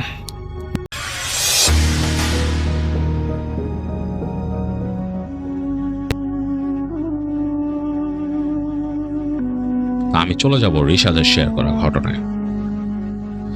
বছর দশক আগের কথা, তখন রিশাদ একটা এনজিওর হয়ে চাকরি করতেন বাংলাদেশের সুন্দরবন সংলগ্ন যে কোনো একটি গ্রামে। গ্রামটার নাম তিনি শেয়ার করবেন না সঙ্গত কারণেই। তো সেখানে তিনি চাকরি করতেন এবং তার কাছে একটা ডিফারেন্ট এনভায়রনমেন্ট মনে হতো, কারণ তিনি শহরেই পড়াশোনা করেছিলেন, যশোরেই তিনি পড়াশোনা করেছেন, সেখানে বড় হয়েছেন। তো হঠাৎ করে তাকে চলে যেতে হয়েছে একেবারেই বন সংলগ্ন একটা জায়গায়, যেখানে সন্ধ্যার পর পরিবেশটা একেবারে অন্যরকম হয়ে যায়। তো মানিয়ে নিতে একটু কষ্ট হচ্ছিল রিশাদের, এবং তিনি একটু অন্যরকমই লাগছিল তাকে। তিনি থাকতেন যেই জায়গাটা, তার বাসাটা যেখানে তিনি নিয়েছিলেন, সেখান থেকে তার অফিস মোটামুটি বেশ দূর। তাকে বাইসাইকেল চালিয়ে যেতে হতো এবং বাইসাইকেল চালিয়ে আসতে হতো ওখান থেকে। এছাড়াও তিনি আড্ডা দিতেন, কিছু পরিচিত মানুষ হয়ে গিয়েছিল, কলিগ, বন্ধু বান্ধব, এদের সাথে ওখানেই বন্ধু হয়েছিল নতুন কিছু, এবং তার সাথে কাজে সহযোগিতা করতে এরকম মানুষও ছিল যাদের সাথে তার ভালো সম্পর্ক। তো তাদের সাথে দেখা যেত অফিস শেষে, তিনি যেহেতু ব্যাচেলার, তার আসলে কিছু করার নাই, তিনি ওখানে বন্ধুদের সাথে আড্ডা দিয়ে তিনি বাড়ি ফিরতেন। তো এরকম একদিন, এবং সেই দিন তিনি গিয়েছিলেন একটা টিউশনি করতে। তো এই টিউশনিতেও তাকে ইনভলভ হতে হয়েছিল বাধ্য হয়েই, কারণ তিনি যেখানে আড্ডা দিতেন সেখানে এক বড় ভাই ছিলেন ব্যবসায়ী। তো তার ছেলে মেয়ে আবার দুইজনই অঙ্কে বেশ খারাপ। তো তিনি জানতেন যে রিশাদ খুব মেরিটেরিয়াস একজন স্টুডেন্ট ছিলেন। তো তিনি রিশাদকে খুব রিকোয়েস্ট করেন যে আমার ছেলে মেয়েটাকে একটু ভালো করে দাও, এদের একটু অঙ্ক শেখাও, এরা ভালো পারে না। তো রিশাদ একটু অনিচ্ছা সত্ত্বেও শেষ পর্যন্ত তাকে নিতে হলো। তিনি বলেছিলেন যে হ্যাঁ, আমি উইকলি 2 দিন এসে দেখাবো এরকম। তো যাই হোক, তিনি গিয়েছিলেন ওই দিন টিউশনি করতে, এবং তিনি সেদিন সেই স্টুডেন্টদেরকে পড়ানোর পরে কিছুটা সময় আড্ডা দেন সে বড় ভাইয়ের সাথে, এবং রাত হয়ে যায়, বেশ প্রায় রাত 9:30 মতো বেজে যায়। তার এই পড়ানো শেষ করে আড্ডা দিয়ে যখন বেরোচ্ছেন, সেই বড় ভাই তাকে জোর করে খাবার দাবার খাওয়াবেন আর কি, রাতে খাইয়ে দিয়ে দিনই যান, তিনি খেতে হয়, খাওয়া দাওয়া করে আসতে 9:30 বাজছে। তো এরকম একটা গ্রামে, যেটা একেবারেই বনের কাছাকাছি, সেই জায়গায় কিন্তু রাত 9:30 বেশ রাত, এবং তখন শীত আসি করতেছে এরকম একটা সময়। যদিও সেই জায়গায় ঠান্ডাটা একটু অন্যরকমভাবে পড়ে, মনে হয় যে আমরা মনে করি যে গ্রামে ঠান্ডা, বাট ওই জায়গাটাতে ঠান্ডা এত বেশিভাবে জেকে বসে না, মাঝে মাঝে বাতাস আসে, অনেক বাতাস, ঠান্ডা বাতাস। যাই হোক, এরকম একটা রাতে তিনি বেরিয়েছেন তার সেই বড় ভাইয়ের বাসা থেকে, এবং বিদায় নিয়ে তিনি তার বাইসাইকেল নিয়ে রওনা দিয়েছেন। তো তার বাইসাইকেলের সাথে একটা ছোট্ট লাইট লাগানো ছিল, সেই লাইটটা হচ্ছে ব্যাটারির লাইট, সেটা দিয়ে চলে আর কি, রাতে যদি বাইসাইকেল চালাতে হয় দেখার জন্য। তো মোটামুটি চলছে, হালকা একটু আলো পড়েছে সামনে ল্যাম্পের, আর তিনি যাচ্ছেন। রাস্তাটা একেবারে নিশুতি রাস্তা, এই 9:30 সময় এখানে কোনো যানবাহন নাই, এগুলো মোটামুটি 7টা-8টার মধ্যেই থেমে যায়, এখানে আর চলে না। তো মোটামুটি তার বাসা এখান থেকে প্রায় 2-3 কিলোমিটার তো হবে, এরকম দূরত্ব হবেই মিনিমাম, এটা এক্স্যাক্টলি বলতে পারে নাই রিশাদ, বাট এরকম দূরত্ব হবেই। তো তিনি চালিয়ে যাচ্ছেন। তো একটা জায়গায় আসলেন তিনি, সেই জায়গাটাতে দোকানপাট আছে, দোকানপাটের পরে দোকানপাট, এই পাশে কিছু দোকানপাট আছে, আর এই পাশে গাছপালা, আর গাছপালার পাশে একটা খালের মতো আর কি। তো ওই জায়গাটা তিনি পার হয়ে গেছেন। তো এর পরের জায়গাটা তার কাছে একটু অস্বস্তি লাগে রাতের বেলা আসতে, কারণ তিনি শোনেন যে এখানে গ্রামে নাকি হঠাৎ এই বন থেকে বাঘও চলে আসে, বাঘের নাকি এরকম শিকার ঠিক মতো না মিললে বনের কাছাকাছি চলে আসে, এটা তিনি প্রায়ই শোনেন। এবং এখানে ওয়াইল্ড লাইফ কর্মকর্তারাও আছে যারা এই ব্যাপারটা নিয়ে মাঝে মাঝে হাজির হয়, কারণ অনেক সময় শোনা যায় যে এখানে বাঘ চলে আসছে, এসে বনের আশেপাশে ঘোরাঘুরি করতেছে বা গ্রামবাসীর গরু ছাগল কিছু নিয়ে গেছে, এরকম শোনা যায় প্রায়। তো এই খবর শোনা যায়। তো তিনি রাতের বেলা যখন আসতেছেন তার কাছে একটু আনকমফোর্টেবল লাগে এই কারণে, ওই দোকানপাট পার হয়ে যাওয়ার পরে দোকানগুলো যদিও বন্ধ হয়ে গেছে কিন্তু তিনি জানেন যে ভেতরে মানুষ আছে, মনের সান্ত্বনা আর কি। কিন্তু এখন যে জায়গাতে তিনি যাচ্ছেন সেই জায়গায় আর এখানে কোনো দোকানপাট নাই, হাতের বাঁ দিকে একটা ক্ষেতের মতো, এবং তারপরে দূরে গেলে দেখা যাচ্ছে যে আবার জঙ্গল আর কি, সেই জায়গায় গাছপালা গাছপালা গাছপালা এরকম, মানে বিশাল অবস্থা। ডান দিকেও কিন্তু ওই খালের ওই পাশ থেকে আবার সেই বনের মতো মাঝখান দিয়ে রাস্তাটা চলে গেছে, লম্বা রাস্তা। তো যাই হোক, বেশ অস্বস্তি ফিল করতেছিলেন রিশাদ, এবং তিনি সাইকেল চালায় আসতেছেন। চাঁদের হালকা ম্লান আলো আছে এখানে, মানে চাঁদ মেঘে ঢাকা পড়ে আবার বেরিয়ে আসে, এবং মানে খাওয়া চাঁদ আর কি, পুরা চাঁদ না। তো ওনার সামনে যেই লাইটটা লাগাইছেন বাইসাইকেলের সামনে, একটা হেডল্যাম্প, সেটাতে হালকা আলো হচ্ছে। তো যাই হোক, তারপরও এবং শীতের বাতাসটা মাঝে মাঝে এই দূর থেকে বাতাস আসছে, তখন কাঁপন ধরে যাচ্ছে, হালকা একটা সোয়েটার পরা তিনি। তো সাইকেল চালায় চালায় যাচ্ছেন আর চিন্তা করতেছেন যে আসলে এরকম রাত করে আসাটা ঠিক না, কারণ এই রাস্তায় কখন কি সমস্যা হয় তার ঠিক নেই। আবার এই তখনকার সময় নাকি ডাকাত ছিল এখানে, তো ওই গ্রামের আশেপাশেও ডাকাত পড়তো, মাঝে মাঝে চলে আসতো, এরকম একটা অবস্থা হতো। তো রিশাদ নিজের মতো সাইকেল চালায় যাচ্ছেন প্যাডেল মেরে, এবং অন্য মনস্ক হয়ে গেছেন। মাঝে মাঝে তাকাচ্ছেন চাঁদের দিকে আকাশে, আবার সামনের দিকে তাকাচ্ছেন। চাঁদের আলো যখন পড়তেছে বেশ দেখা যাচ্ছে সাদাটে লাগতেছে রাস্তাটা বালি পড়ে যাওয়ার কারণে। তো মোটামুটি এগিয়ে যাচ্ছে তার সাইকেলও। হঠাৎ তার চোখ পড়লো সামনের দিকে একটা ঝোপের মতো ছিল এরকম, সেই ঝোপের মধ্যে কিছু একটা নড়াচড়া, মানে মনে হলো কি যেন একটা নড়ে উঠলো। তো একটু ভয় পেয়ে গেছে রিশাদ, চিন্তা করলো এটা কি। আবার কুকুর ছিল গ্রামে কিছু, এই কুকুরগুলোর মধ্যে কোনোটা কিনা। তো সে অনেকটা ব্রেক করে দাঁড়ায় গেল সাইকেলে, দেখে খেয়াল করতেছে নড়াচড়া হচ্ছে, মানে সেই ঝোপের মধ্যে নড়াচড়া হচ্ছে। তো রিশাদ ভালো মতন তাকানোর চেষ্টা করলো, কি তার হেডল্যাম্পের আলোটাকে একটু উঁচা করে দিল ওই জায়গায়, সেই ঝোপের কাছাকাছি। এই সময় সে দেখলো ঝোপের মধ্যে থেকে হঠাৎ করে হুড়মুড় করে বেরোলো একটা মানুষ। মানুষটা খালি গায়ে, তার একটা লুঙ্গি পরা, খালি গায়ে, চুলগুলা এলোমেলো, উদ্ভ্রান্তের মতো চেহারাটা কেমন, এবং তার দিকে তাকায় আছে হিংস্র একটা দৃষ্টি, কেমন একটা হিংস্র দৃষ্টি। তো রিশাদ চিন্তা করলো তো মানুষ, কিন্তু এরকম কেন, মানে পাগলের মতো এরকম আচরণ কেন।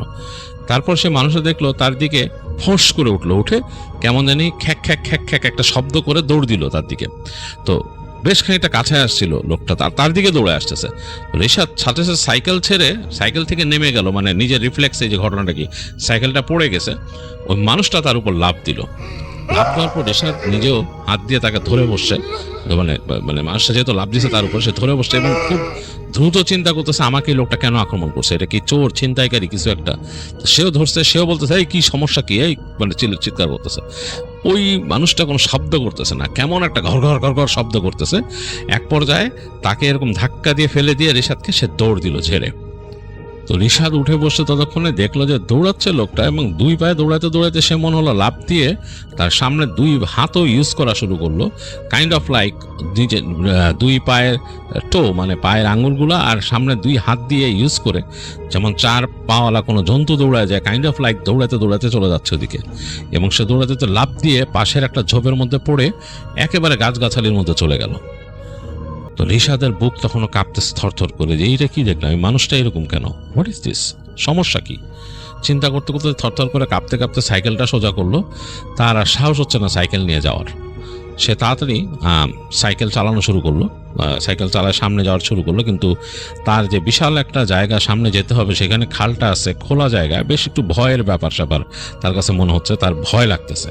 তো সে চিন্তা করলো যে কাছাকাছি পরিচিত কেউ আছে কিনা। তখন তার এখানে মনে পড়লো যে মাহমুদ নামে তার পরিচিত কলিগ টাইপের আছে আর কি, তাদের এনজিওর জন্য কাজ করে আর কি। তো সেই মাহমুদ রিশাদের থেকে একটু ছোট, রিশাদ তুমি করে বলে। চিন্তা করলো মাহমুদের বাসাটা এখানে, আমি তাড়াতাড়ি যাই। তো সে সাইকেল নিয়ে সরাসরি যেতে যেতে নামাই দিল ওইদিকে। নামাই নিয়ে মানে দেখা গেলো যে এইবার একদম চিকন মাটির রাস্তা ধরে সে কোনো মতো চালায়। মাহমুদের বাসায় যাবার আগেও বিশাল গাছপালা আছে, তো রিশাদের বুক ধুক ধুক করতেছিল সেখানে যাওয়ার আগে। সে ঢুকে গেল, ঢুকে দেখলো যে মাহমুদের বাসা দেখা যাচ্ছে, এবং সেই মাহমুদের জানালায় আলো আছে। রিশাদ তাড়াতাড়ি সেই সাইকেল চালায় চলে গেল, উঠানের মধ্যে নেমে দৌড় দিল সাইকেলটা নিয়ে মাহমুদের গেটের সামনে যায় জোরে জোরে টাকা শুরু করলো, মাহমুদ মাহমুদ মাহমুদ। দরজাটা খুলো, এরকম বলতেছে। তো মাহমুদ নিজে ওখানে ওই জায়গাটা একলাই থাকতো। মাহমুদের আত্মীয় স্বজন ছিল এই পাশে, মাহমুদ নিজে ওই ঘরে একলাই থাকতো। তো মাহমুদ মনে হলো যে খুব সন্দেহজনক গলায় বলল, কে কে? সে ভাবতে পারতেছে না এত রাতে রিশাদ আসছে তার কাছে। তো রিশাদ বলতেছে, আমি রিশাদ ভাই, দরজা খুলো, দরজা খুলো। তো অনেকক্ষণ পরে দেখলো যে দরজাটা খুলছে মাহমুদ এবং তাকায় আছে ভেতরে। তার ঘরে একটা আলো জ্বলতেছে, ওই তারা ওইখানে ইউজ করে হচ্ছে সোলার প্যানেলের জন্য এনার্জি বাল্ব খুব কম পাওয়ারের, মানে আলোটা কম হয়। তো তাকায় আছে, কি ব্যাপার? তো বলতেছে যে আমি ভিতরে ঢুকো আমারে। তো বললো আচ্ছা। সাইকেলটা সহ ভিতরে ঢুকলো রিশাদ, তাড়াতাড়ি ঢুকে দরজাটা লাগাই দিল মাহমুদ এবং বললো, কি রিশাদ ভাই, কি ঘটনা, আপনি এত রাতে কোত্থেকে আসছেন? বলে, আরে বিশাল বিপদ, বিশাল সমস্যা। বলে, কি? বলে, এরকম রাস্তা দিয়ে আসতেছি, এরকম একটা ঘটনা, কে এরকম করলো? তো মাহমুদ শুনে একটু অবাক হয়ে গেল যে এরকম কি আপনার উপরে? বলে, কিরকম, মানে দেখতে কেমন, সেটা মানুষটা কেমন ছিল? তো সে বর্ণনা দিতেছে রিশাদ। বলে যে হ্যাঁ, চুল কোকড়া ওকড়া। তখন মাহমুদ বলছে, বুঝতে পারছি ঘটনা কি। বলে, কি? বলে, এটা জয়নাল পাগলা এরকম বেরিয়েছে। ও তো আক্রমণ করার কথা না আপনার, আক্রমণ কেন করলো? ও কি কোনো কারণে আপনাকে ভয় পাইছিল?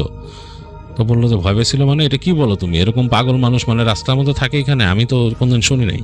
বলে, আছে জয়নাল পাগলার ঘটনা আছে, হয়তো আপনার সামনে পড়ছে, আপনাকে আক্রমণ করার কথা কিন্তু না। ও মানে আক্রমণ করে না, কিন্তু অন্যরকম আচরণ করে সে, এবং অনেক ব্যাপার আছে। বলে, এই জয়নাল পাগলার কিন্তু ঘটনা হলো যে যখন গ্রামের আশেপাশে বাঘ চলে আসে, বিশেষ একটা বাঘ আছে এখানে, এই বাঘটা আসলে জয়নাল এরকম পাগল হয়ে যায়, সে এখান থেকে বের হয়ে যেয়ে সে তাকে মানুষ দেখছে আর কি, এটা মানুষ দেখছে যারা, তারা বলছে জয়নালকে দেখছে রাতের বেলা যাচ্ছে, সেই গ্রামবাসী যাচ্ছে, যেতে এক জায়গায় যেয়ে দেখে যে কেমন গড়গড় শব্দ হচ্ছে। তো সে তো ভয় পেয়ে গেছে, বাঘ, গ্রামের মানুষ তেমনি ভয় পায়, আর বাঘ আসে গ্রামের আশেপাশে, তখন তার খাবারের সংকট পড়ে, গড়গড় করতেছে। সে ভয়ের চোটে একদম কেঁপে উঠছে, তাকায় দেখে দূরে যে ওই বাঘ বসে আছে, এরকম করে বসে আছে, দুই হাত সামনে রেখে এরকম, এবং জয়নাল তার সামনে বসে, দুইজনেই সে বাঘের দিকে তাকায় আছে, বাঘ তার দিকে তাকায় আছে। ভয়ঙ্কর অবস্থা। সে গ্রামবাসী দূর থেকে দেখে ভয়ে তার আত্মা শেষ, সে ঝেড়ে দৌড়ায় ওখান থেকে পলাইছে, এবং তার মানে জানে পানি আসছে সে যখন আসতে পারছে মানুষের সামনে, এবং এসব বলছে এই ঘটনা। জয়নাল পাগলার ঘটনা অন্যরকম। তো তখন রিশাদ জিজ্ঞেস করতেছে, কি বলো তুমি এগুলো এলোমেলো? মানুষ কেন বাঘের সামনে বসে থাকবে? আর মানুষ আসার পরে এই লোক কেন পাগল ওখানে যাবে? কেমন ঘটনা এগুলো? বলে, আছে ভাই, ঘটনা আছে, ঘটনা শুনলে পরে আপনি বুঝবেন। তো তখন রিশাদ বলছে, কি ঘটনা বলো? ওকে বসেন তাহলে, আপনি আজকে আর বের হবেন না, যেহেতু আপনি রাস্তায় দেখছেন আশেপাশে হয়তো ওই বাঘ থাকতে পারে আজকে, তো আপনি আর বের হবেন না, আজকে থাকেন আমার এখানে, থেকে যান রাতে, আপনার তো সমস্যা নেই, আপনি তো সিঙ্গেল মানুষ, আপনার কি সমস্যা? তো তখন রিশাদ বলল, আচ্ছা ঠিক আছে। তারও সাহস হইতেছে না, এবং সে যে এই ঘটনা এখন শুনলো যে এরকম বাঘের সাথে ওই লোক বসে থাকে, মানে কি অবস্থা এটা। তো সে চুপচাপ বসলো। তো দেখা গেল যে খুব সন্তর্পণে, খুব সাবধানে সেই মাহমুদ দরজা খুলে তাকাইলো তার উঠানে, এবং তার এখান থেকে একটা হারিকেন ছিল, সেটা জ্বালাইলো। বের হয়ে সে বললো, গেটটা ভেজাই দেন। গেটটা ভেজাই দিয়ে সে চলে গেল। তো একা একা বসে আছে রিশাদ, আকাশ পাতাল ভাবতেছে। চারিপাশে স্ট্রং ঝিঝির ডাক, খুব কড়াভাবে ঝিঝি পোকা ডাকতেছে, অন্যরকম একটা পরিবেশ। এবং সেই যে ঘটনাটা শুনলোই মাত্র, যে একজন মানুষ রাতের বেলা বাঘের সাথে মুখোমুখি বসে আছে, এটা কি একটা ব্যাপার। এবং সেই বাঘ তাকে কিছু করতেছে না, গড়গড় শব্দ করতেছে, মানে উদ্ভট একটা ব্যাপার। শুনে সে মানে এটা মিলাইতে পারতেছে না, এবং তার কাছে ভয় লাগা শুরু করছে। রিশাদ মনে মনে চিন্তা করতেছে যে আমি যত দ্রুত পারি এই জায়গার থেকে কাজ ছেড়ে চলে যাব, আমার এগুলো আর নেওয়ার মতো অবস্থা নাই। যদিও সে বেশ একটা রহস্যপ্রিয় মানুষ, সে কিন্তু ভৌতিক গল্প টল্প এগুলো ভালোবাসে, এবং সে শুনছে যে এলাকা অনেক ভৌতিক ঘটনা আছে, এরকম অনেক কিছু শুনছে। খানিকক্ষণ পরে দেখলো যে আসছে, মাহমুদ আসছে, এবং সে চায়ের ব্যবস্থা, চা নিয়ে আসছে সাথে করে, এনে বললো যে আসে বসেন, আমি চা বানাইছি, মানে ফ্লাস্কে করে নিয়ে আসছি, একবারে দুজনে চা খাবো রাতে, বসেন। তো বসলো, বসে সেই চা ঢাললো, চা ঢেলে চা দিল, এবং সাথে তার খাটের নিচ থেকে এই মুড়ির মোয়া ছিল, মোয়া বের করলো, যে খেয়ে বলে যে এবার শুনেন ঘটনা কি। বলে, এই ঘটনা হলো জয়নাল পাগলা, এই জয়নাল ছিল হচ্ছে যে একটা নর্মাল সিজনাল কাজ করে খাওয়া মানুষের পরিবারের ছেলে, মানে তারা সময় সময় এই কৃষি কাজ করতো, সময় সময় জেলের কাজ করতো, মাছ ধরতে যেত, এবং জয়নালের বাবা এবং সে মৌয়ালদের সাথেও যেত। মৌমাছি যখন এই মধু সংগ্রহের সিজন ছিল, মৌয়ালদের সাথেও যেত সে। তো এরকম একবার তার বাবা এই কাজ করতে করতে বৃদ্ধ হয়ে গেল এবং সে মানে আস্তে ধীরে তার অসুখ হয়েছিল, সে মারা যায়। তো মারা যাওয়ার পর আসলে জয়নালদের পরিবারে কাজ করার মতো কেউ নাই। জয়নাল তখন বড় হয়েছে, সে যুবক কেবল, মানে তার বয়স 17-18 আর কি এরকম অবস্থা। তো সে এখন কাজ করার অবস্থা কি, জয়নালের মায়ের তো হইল অনেক কষ্ট। তিনি যেভাবে করে জয়নালের চাচা টাচারা খুব একটা সাহায্য মানে করতো না আর কি, তারাও এত অর্থ সম্পদশালী না, কারণ তারাও এইভাবেই জীবন চালাইতো। তো জয়নালের চাচা বলল জয়নালকে যে সামনের যে এই সামনে সিজন আসতেছে ইসের এই মধুর সিজন, মৌয়ালদের সাথে যেতে হবে তাকে, যে শিখতে হবে মধু সংগ্রহের কাজ। তো জয়নালের মা বলে ঠিক আছে। জয়নালও বেশ আগ্রহ দেখায়, সেও যাবে। তো দেখা গেল যে এই সময় আসলো এবং সেই সময় তারা গ্রামবাসী যারা এই মৌয়াল যারা তারা গেল, তাকেও নিয়ে গেল। এবং প্রথম হচ্ছে তার ট্রেনিং পিরিয়ড, সে দেখবে শিখবে। প্রথম তো আসলে তার কাছে এটা সম্ভব না কাজ করা, সে গিয়ে দেখবে শিখবে এবং তারপরে সে যখন নাকি এটাতে ট্রেন হবে তারপর থেকে সে প্রফেশনালি যাওয়া শুরু করবে আর কি কাজ করতে। তো সে গেল নৌকা নিয়ে, তাদের গ্রাম থেকে বেরিয়েছে একটা টিম যাদের সাথে সে যাবে, সব কিছু তৈরি। এবং তাদের সাথে আছে জয়নালের বেশ ভালোই লাগতেছে, নতুন একটা মানে সে এর আগে তার বাবাকে দেখছে যে যাইতো আসতো, এবং তার বাবা বলছে যে অনেক মৌমাছির কামড় খাওয়া লাগছে তার জীবনে, এরকম বাঘের ভয় থাকে ইত্যাদি ইত্যাদি। তো যাই হোক, খুব আগ্রহ নিয়ে যাচ্ছে তারা নৌকায়। তো খালের মধ্যে ঢুকতে হয় এবং তারা জানে যে কোন অঞ্চলে মৌচাকগুলা কিভাবে ধরে, কোন সিজনে কোন জায়গায় কোন ধরনের মানে হয়, মানে মধুগুলা পাওয়া যায়, কোন কোন ফুলের মধু কোথায় পাওয়া যায় এরকম। তো এরকম একটা ক্যানালের মধ্যে সেই টিম ঢুকছে আর কি। তো ঢোকার পরে গিয়ে যেখানে তারা নামলো এবং দোয়া দুরুদ পড়ে এবং তারা আল্লাহর নাম নিয়ে ঢুকে গেল জঙ্গলের ভেতরে এবং নৌকা রেখে পাড়ে ঢুকে গেল। তো যাওয়ার পরে তাদের সাথে জয়নাল আছে এবং জয়নাল মাঝামাঝি তাদের সবার মধ্যে মাঝামাঝিতে রাখছে তাকে, যেহেতু সে নতুন, সে তো জানে না। পিছনে নাকি যে থাকে তার একটু ভয় থাকে, আর যে সামনে থাকে তারও কিছুটা ভয় থাকে, কারণ বাঘ নাকি এরকম মার্ক করে আর কি, হয় একজনকে মার্ক করে, যাকেই মার্ক করে তাকেই নাকি নিয়ে যায়, বাঘ এরকম করে আর কি। তো তারা ঢুকতেছে, মাথার মধ্যে সবারই ওই যে গামছা টামছা একদম পেঁচানো, শরীরের মধ্যে হাতে পেঁচাইছে, মুখে পেঁচাইছে মৌমাছির কামড় থেকে বাঁচার জন্য। তাদের কাজ হচ্ছে তারা ধোঁয়া ক্রিয়েট করবে এবং ধোঁয়া ক্রিয়েট করলেই সেখানে যখন মৌমাছি উড়ে যাবে তখন তারা ওই যে চাক কেটে মধু নিবে আর কি। তো তারা গেছে খুঁজে খুঁজে এই চাকের জায়গায় পাইছে আর কি একটা জায়গায়। তো জয়নাল কিন্তু আসলে আপস অ্যান্ড অ্যাবাউট কিছু তেমন বুঝতেছে না, সে জাস্ট ভাইবটা বোঝার চেষ্টা করতেছে এবং বেশ মজা পাইতেছে আর কি। সে কিন্তু যে একটু রাস্তা দেখবে যে কিভাবে আসছে এগুলার দিকে তার মাথা কামানে, সে তাদের মানুষদেরকে ফলো করে গেছে। তো যাওয়ার পরে তো তারা একসময় যখন ধোঁয়া দিল, এখানে ধোঁয়া দেওয়ার পরে অনেক ধোঁয়া হয়ে গেল এবং সেই ধোঁয়াতে সেই মৌমাছি একদম ছুটে বেরোলো এবং প্রচুর মৌমাছি, মানে অন্যরকম অবস্থা। সবাই দেখা গেল যে একদম মাথাটা দিয়ে করে। এই সময় নাকি যখন ধোঁয়াতে মৌমাছি ছুটে গেছে চারিপাশে, এই সময় কাছাকাছি খুব কাছ থেকে বাঘের গর্জন শোনা গেছে। বাঘের গর্জন শোনার সাথে সাথেই সব ভয়ে মানে এলোমেলো হয়ে গেছে এবং মনে হলো খুবই কাছে, অ্যাজ ইফ লাইক ওই যেখানে তারা ধোঁয়াটা করছে তার পাশেই বাঘ। এতে নাকি সবাই ঝেড়ে দৌড় দিচ্ছে এখান থেকে এলোমেলো ভাবে, এবং জয়নালও আসলে কোনো কিছু দিশা রাখতে না পেরে সেও দৌড় দিল, সেও দৌড়াচ্ছে এবং সে কয়েকজন মানুষ তার সাথে ছিল এবং তাকে আসলে কেউ সাথে করে নিয়ে যাবে এরকম না। এমন একটা সিচুয়েশন এসেছে যে মানুষ যারা ছিল দিক বিদিক শূন্য হয়ে দৌড়াইছে আসলে। একে ধোঁয়ায় কিছু দেখা যাচ্ছে না, কারণ এটা হচ্ছে অনেকটা এমন সিচুয়েশন তৈরি হয়েছে যে একেবারে মানে একেবারে ফাঁদে পড়ার মতো আর কি। চারিপাশে ধোঁয়া, তার মধ্যে মৌমাছি উঠতেছে এবং তার মধ্যে বাঘের গর্জন খুব কাছাকাছি, বাঘের শব্দ, মানে মানুষ একেবারে দিশাহারায় দৌড়াইছে, জয়নালও দৌড়াইছে এবং মানে সে বুঝতেও পারতেছে না, মুখের মধ্যে তার এরকম গামছা পেঁচানো, কোনো মতে দেখতেছে। এবং মৌমাছি নাকি একবার ভালো মতো যদি কাউকে ধরে ফেলে তার অবস্থা খারাপ, এমনও আছে যে পানিতে লাফ দিয়ে পড়লে পানির নিচে যেয়ে নাকি কামড়ায়, এরকম অবস্থা আছে। আবার পানিতেও তো ভয়ও আছে, পানিতে কিন্তু কুমিরও আছে। যাই হোক, জয়নাল দৌড়াচ্ছে, মানে তার কোনো হুঁশ নাই, সে দৌড়াইতে দৌড়াইতে দৌড়াইতে দৌড়াইতে কোথায় যে আসছে এবং তার মানুষের কোলাহলগুলো তার হারায় যাওয়া শুরু করছে। সে দূরে কোলাহল শুনতে শুনতে এক জায়গায় যেতে দেখছে নীরব, এখানে কোনো বাঘের শব্দও নাই বা ওই মৌমাছিরও শব্দ খুব একটা আসতেছে না, বা মৌমাছি উড়েও আসতেছে না খুব একটা, আর মানুষের মানে কোলাহল অনেক দূরে মনে হচ্ছে।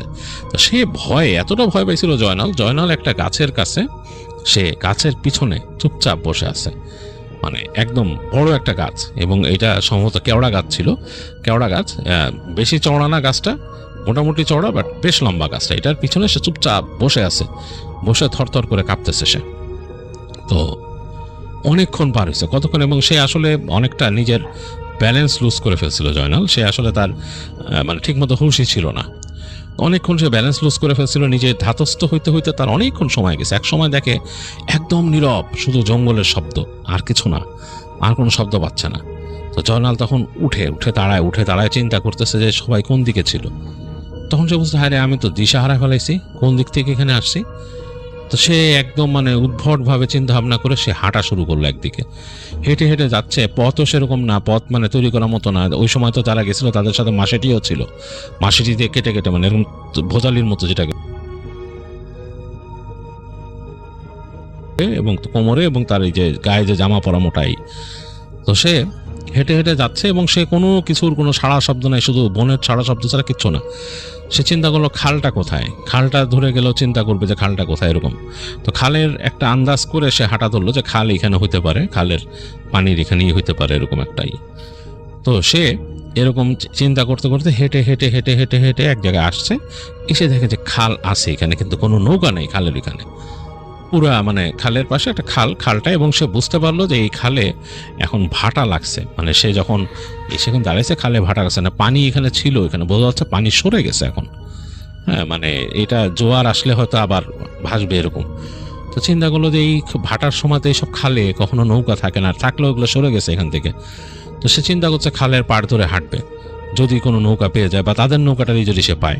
তো সে হাঁটা ধরে, হাঁটতে হাঁটতে হাঁটতে সে যে আসলে কি কোথায় যাচ্ছে সে কিন্তু জানে না। সে খালের পাড় ধরে হাঁটতেছে এবং তার মনে হয় যে সে আরও গহীনে যাচ্ছে, কারণ গোলপাতা একদম ঘন হয়ে জন্মায় যায় খালের পাড়ে। এইখানে ওই সে যেখানে বেরিয়েছিল ওখানে তাও কয়েকটা পায়ের ছাপ দেখছিল মানুষের, এখানে পায়ের ছাপ কিছু নাই। সে দেখতেছে হাঁটতে হাঁটতে যাচ্ছে এবং একদম, যেহেতু ভাটা লাগছে জায়গাটা শুকায় গেছে অনেকটাই।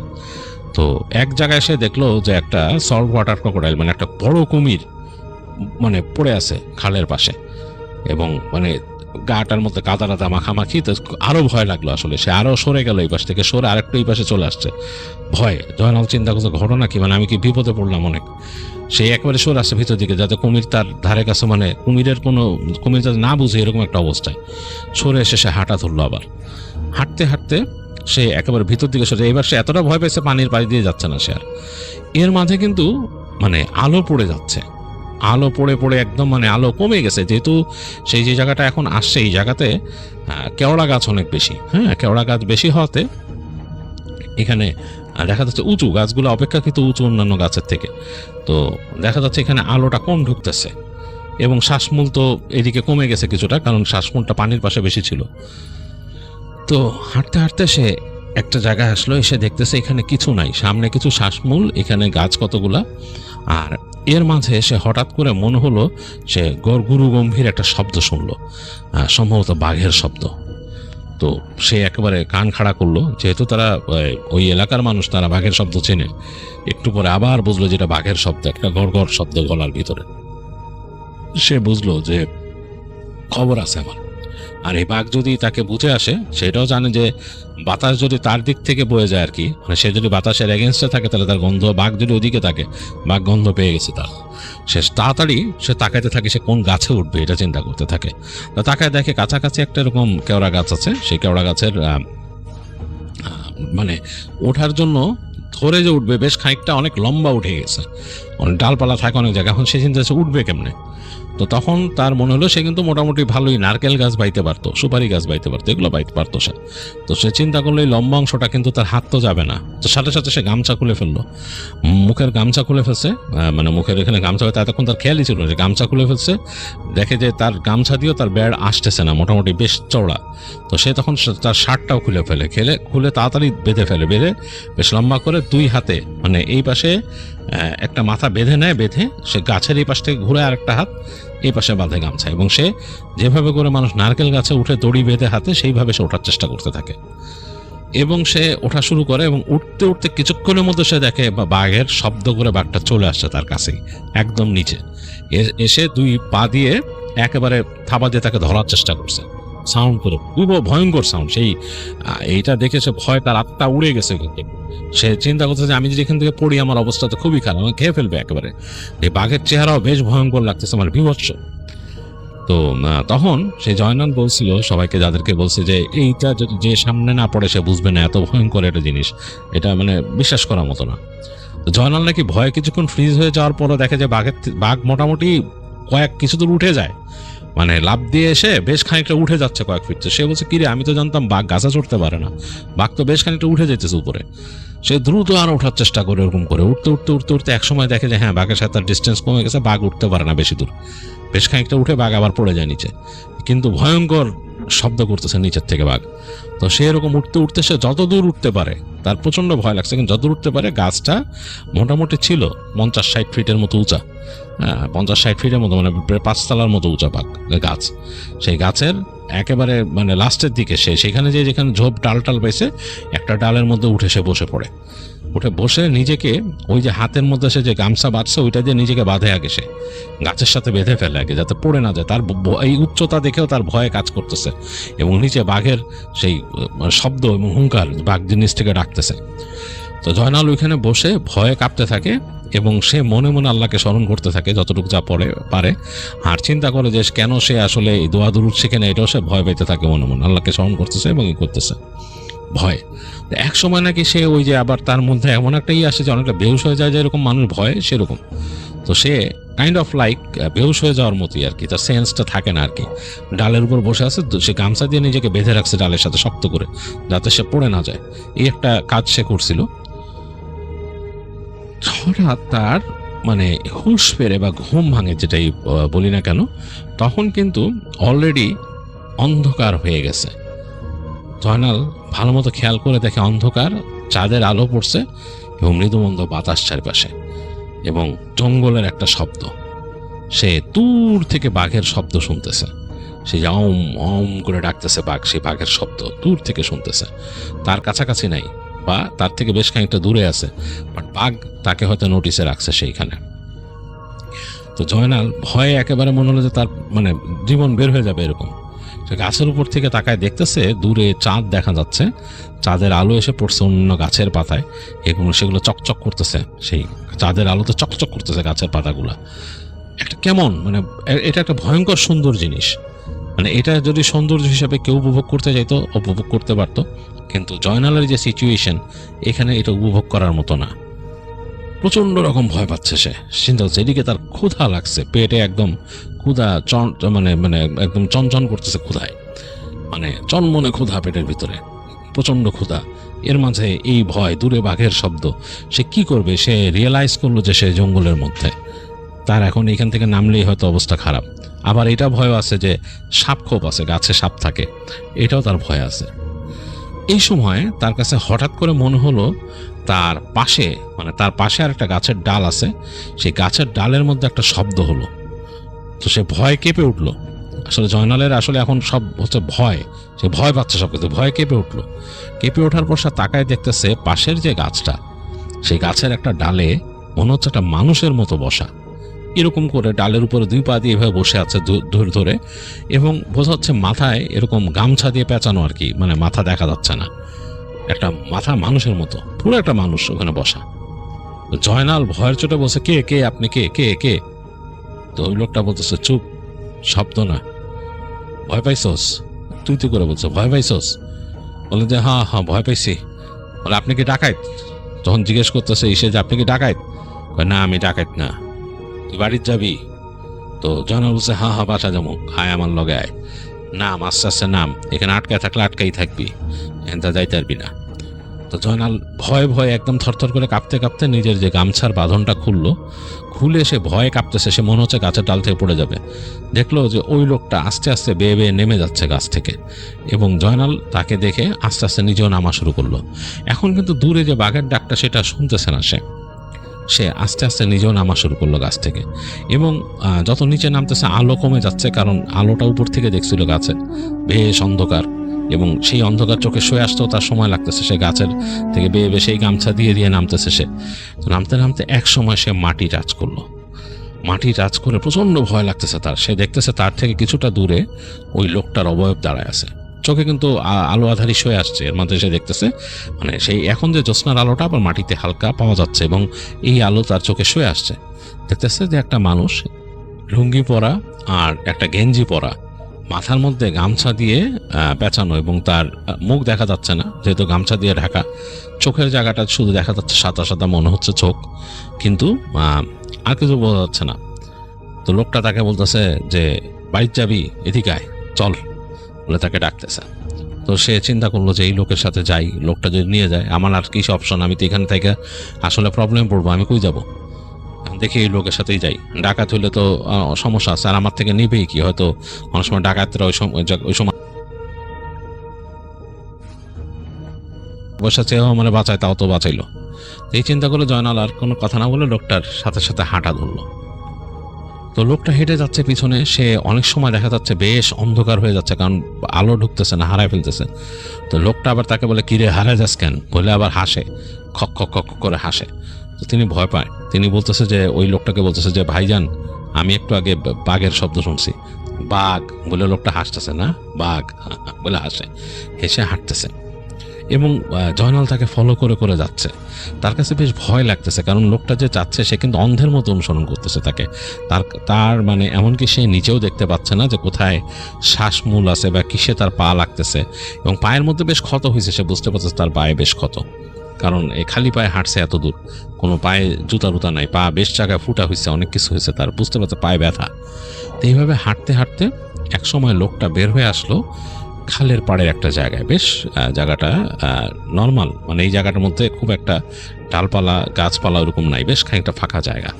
ওই জায়গায় লোকটা হেঁটে বের হয়ে আসলো, সামনে দেখা যাচ্ছে খাল, চাঁদের আলো পড়ে চমকাচ্ছে, চাঁদে মানে খালের পানি চমকাচ্ছে, এবং এই খালটা বেশ বড়। এই খালটা কিন্তু ছোট খাল না, বেশ বড় খাল, মানে শাখা খাল না, মানে এটা দিয়ে মনে হয় নৌকা জেলে টেলে যায়। জয়নালের একটু শান্তি লাগলো, মনে হলো যে আচ্ছা এইখান দিয়ে তো হয়তো পারে কোনো জেলের নৌকা থাকতেও পারে, কারণ রাতের বেলা তিনি জানেন যে জয়নাল জানেন যে অনেকেই মাছ টাছ ধরে এখানে, রাতের বেলা মাছ ধরতে আসে, অনেক মানুষ আছে রাতে মাছ ধরে। তো লোকটার এই জায়গাতে নিয়ে আসাতে তাকে একটু ভরসা পেল জয়নাল। তো জয়নাল কাছাকাছি যে বললো ভাই ভালো তো, এখন আমি কিভাবে যাবো এখান থেকে বলেন? বলে যাবি এত তাড়া কিসের, আয় আয় বলে তাকে নিয়ে আসলো। দেখলো যে এইবার চাঁদের আলো সে দেখতেছে লোকটা ধূসর একটা লুঙ্গি পরা, মনে হচ্ছে অনেক পুরনো কাপড়ের, অনেক দরিদ্র মনে হচ্ছে, এবং তার পায়ে কোনো কাপড় নাই, খালি পা। তার একটা গেঞ্জি পরা, গেঞ্জিটা অনেক ধূসর, উপরে যে গামছা পরে আছে সেটা বোঝা যাচ্ছে না, বাতাসে উঠতেছে গামছার একটা অংশ, হালকা বাতাস যে লাগতেছে, হালকা বাতাসে উঠতেছে। তো লোকটা যে বসে পড়লো খালের পাড়ে, ঠিক পানির পাড়ে বসে পড়লো। বসে পড়ে সে জিজ্ঞেস করতেছে জয়নালকে, বাড়ি কই, তোর বাড়ি কই? তো জয়নাল বললো যে অমুক জায়গায় বাড়ি। ভাই আমার একটা নৌকা ধরা দেন। জয়নাল বলছে নৌকা ধরা দেন, আপনি কই থেকে আসছেন, কেমনে আসছেন, মানে আপনার নৌকা কই? তো বলতেছে যে আমি কই থেকে আসছি জানতে পারবি না, তুই জানলেও কোনো কাজ হইব না। তো বললে যে আপনার নাম কি? জয়নাল জিজ্ঞেস করছে আপনার নাম কি? বলছে আমার নাম। বলে লোকটা হাসতেছে খ্যাক করে, বলে নাম বললে চিনবি? বলে যে না, নাম বলে তো চিনবো না, তারপরে তো জানতে হয়, মানুষের নাম তো জানতে হয়, আপনার একটা নাম আছে না, আমার নাম জয়নাল। তো লোকটা বলতেছে আমার আর কি চিনবি তারা, বলে লোকটা মাথার গামছাটা আস্তে আস্তে করে খোলা শুরু করলো। তো জয়নাল মনে করলো যে লোকটা এতক্ষণ চেহারা ঢেকে রাখছে কেন, কে যেন হয়তো চেহারা দেখাবে।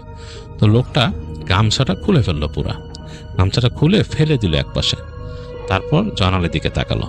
লোকটার দিকে তাকায় জয়নালের মানে বুকের মধ্যে ধপ করে উঠলো, সে ভয়ে কেঁপে উঠলো।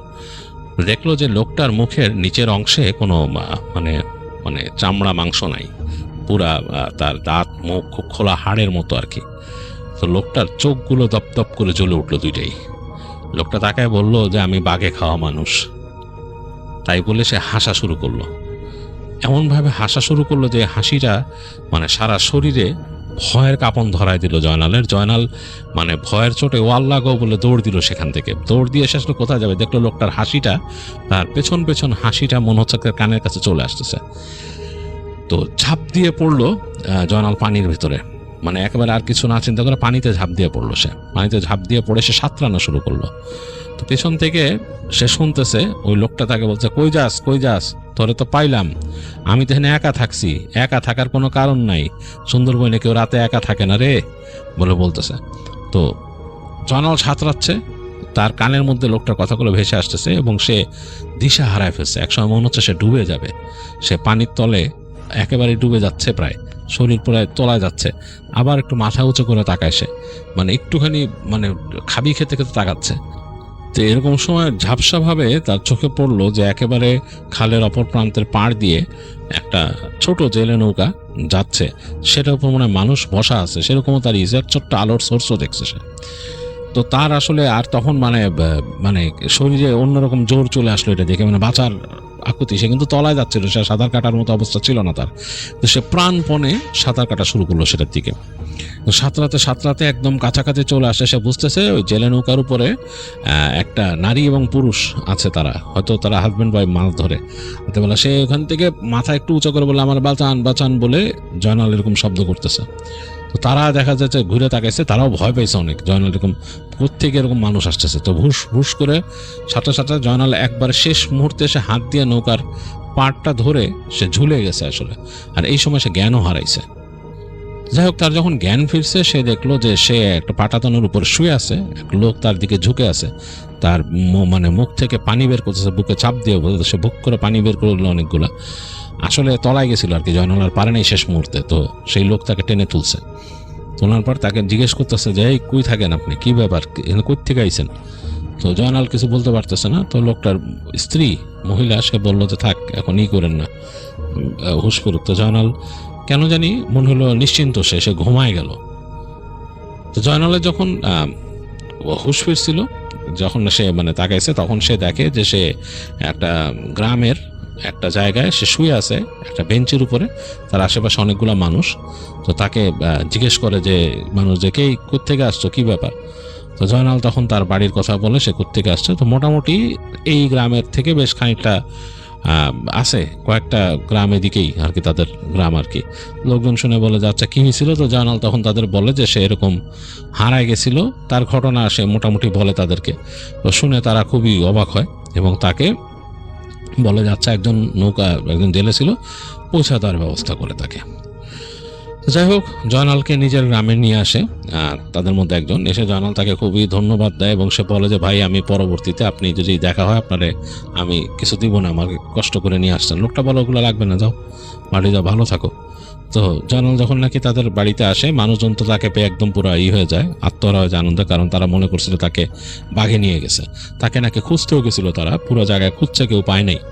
গ্রামের মানুষজন নাকি পরবর্তীতে তাকে খুঁজতে গেছে, খুঁজে তাকে পায় নাই, এই নিয়ে তারা খুব টেনশনে ছিল যে তাকে তারা খুঁজে পাইল না, বা তাকে যদি বাঘেও নিয়ে যায় থাকে তার কোনো অংশ বা কিছু একটা নাকি পায় মানুষ, বা তার কাপড়ের অংশ কিছুই পায়নি তারা। যাই হোক, তো তারা খুব খুশি জয়নালকে ফিরে পেয়ে। তো যেটা হয়, জয়নাল নাকি নর্মাল ছিল, সব কিছু স্বাভাবিক চলতেছিল, তার একটু ইজি হওয়া শুরু হলো। সে তার মা বললো যে যতই কষ্ট হোক ছেলেকে সে আর এরকম পাঠাবে না, তার মধু আনতে তাকে মধুর কাজে পাঠাবে না। যদি সে মাছ ধরতে উৎসাহী থাকে মাছের কাজে পাঠাবে তার মা, এই আর কি। কিন্তু মাছ বা একটা সময় আছে বছরে, সে সময় শুটকির কাজ হয়, ওই সব জায়গায় পাঠাবে, কিন্তু এই মধুর কাজে তার ছেলেকে আর পাঠাবে না, তার মা বলে দেয়। আপাতত তাকে বলে তার মা যেভাবে পারে, তারা ইনকাম করতেছে, তাকে বলে বাসায় থাকতে, তাকে রিল্যাক্স করতে। তো জয়নাল ওইভাবে বাসায় থেকে কয়েকদিন ইজিলি রিল্যাক্স করতেছিল।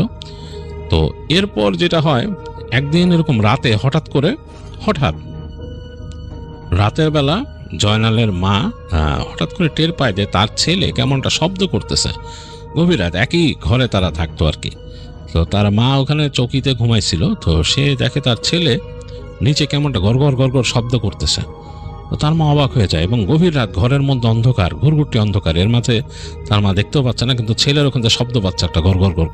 তো তিনি ভয় পেয়ে যান। তিনি চিন্তা করেন আবার এরকম অনেক সময় ওই বাঘ এসে যদি যান, তো তিনি ভয়ের চোটে তিনি একেবারে উঠে বসে তিনি চিন্তা করেন যে তিনি কি করবেন, দিশা পাচ্ছেন না আর কি।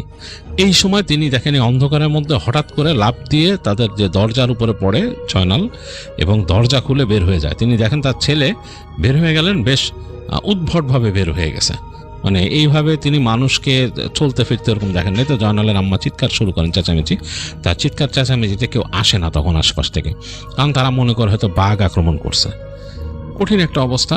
তো মানে জয়নালের আম্মা চিৎকার করতে করতে, তো ওই সময় কেউ আসে না, তো তিনি যে জয়নালের চাচার ঘরে যে দরজা পিটানো শুরু করেন, নক করা শুরু করেন, জোরে জোরে পিটাইতেছেন আর কি, যেটাকে মানে নক করা বলা যাবে না, পিটানো, হাত দিয়ে বাড়ি মারতেছেন বারবার। তো চাচা বের হয়ে এক সময় তার হাতে দাও, বলে কি হয়েছে, বলে যে এরকম ছেলে তো এরকম বের হয়ে গেল, কি ব্যাপার বুঝলাম না। তো তার চাচা বের হয়ে যে তিনি আরও দুজন মানুষকে তার পাশের ঘর থেকে বের করেন কথা বলে। তারা সবাই এই লাঠি সড়কি নিয়ে বের হয়, এরকম কয়েকজন মানুষ এক হয়ে যায় এবং জয়নালকে খুঁজতে বের হয়ে যায়, কেন জয়নাল এরকম বের হলো। তো খুঁজতে খুঁজতে তারা বুঝতে পারে তাদের ঠিক ঘরের পাশে যে একটা খাল ছিল, সেই খালের উপর একটা সাঁকো আছে, চিকন সাঁকোর ওই পারে একটা জংলা জায়গা, এটা জঙ্গলের সাথে অ্যাড করা। এই ওই পারে সেই যে জংলা জায়গা, গাছপালা যেখানে, সেইখানে তারা মনে করে যে এখানে মনে হয় বাঘ আছে, তারা বুঝতে পারে। তো তারা খুবই ভয় পেয়ে যায়, বাট তারা চিন্তা করে যে জয়নাল যদি ওখানে যেয়ে থাকে তো সমস্যা। তো তারা অনেকগুলা মানুষ মিলে সেই জায়গায় তারা ওই জায়গায় যায়। এরকমভাবে তারা সাধারণত যায় যদি তাদের এলাকায় কোনো বাঘ ঢুকে পড়ে, এসে যদি তাদের বিরক্ত করে, গরু ছাগল নিয়ে যায়, তখন তারা এইভাবে করে ওই জায়গাটা যে এরকম বাঘকে তাড়ানোর চেষ্টা করে। তো সেইভাবেই তারা যায়, সবাই হাতে মশাল নিয়ে, বল্লম নিয়ে, দা নিয়ে, লাঠি নিয়ে ওই জায়গায় যায়। তো গিয়ে তারা বুঝতে পারে ওইখানে আসলেই মানে এখানে কিছু সমস্যা আছে, গাছপালা জায়গাটাকে যখন ঘিরে ফেলে এই পাশ থেকে, তখনই বুঝে তারা সমস্যা আছে।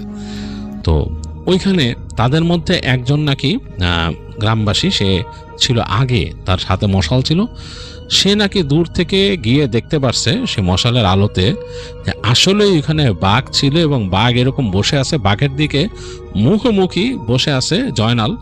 দুইজনই মনে হচ্ছে একজনের দিকে তাকায় আছে কেমন করে, মানে খুব হিংস্রভাবে। তো তারা যখন এরকম শব্দ করতে করতে যায় সবাই মিলে, তখন ওই বাঘ ভয় পেয়ে যায়, বাঘ এদিক ওদিক তাকায় হিংস্রভাবে গর্জন করতে করতে লাফ দিয়ে পরবর্তী একটা খাল ছিল সেটা পার হয়ে তার বনের দিকে দৌড়ায় চলে যায়।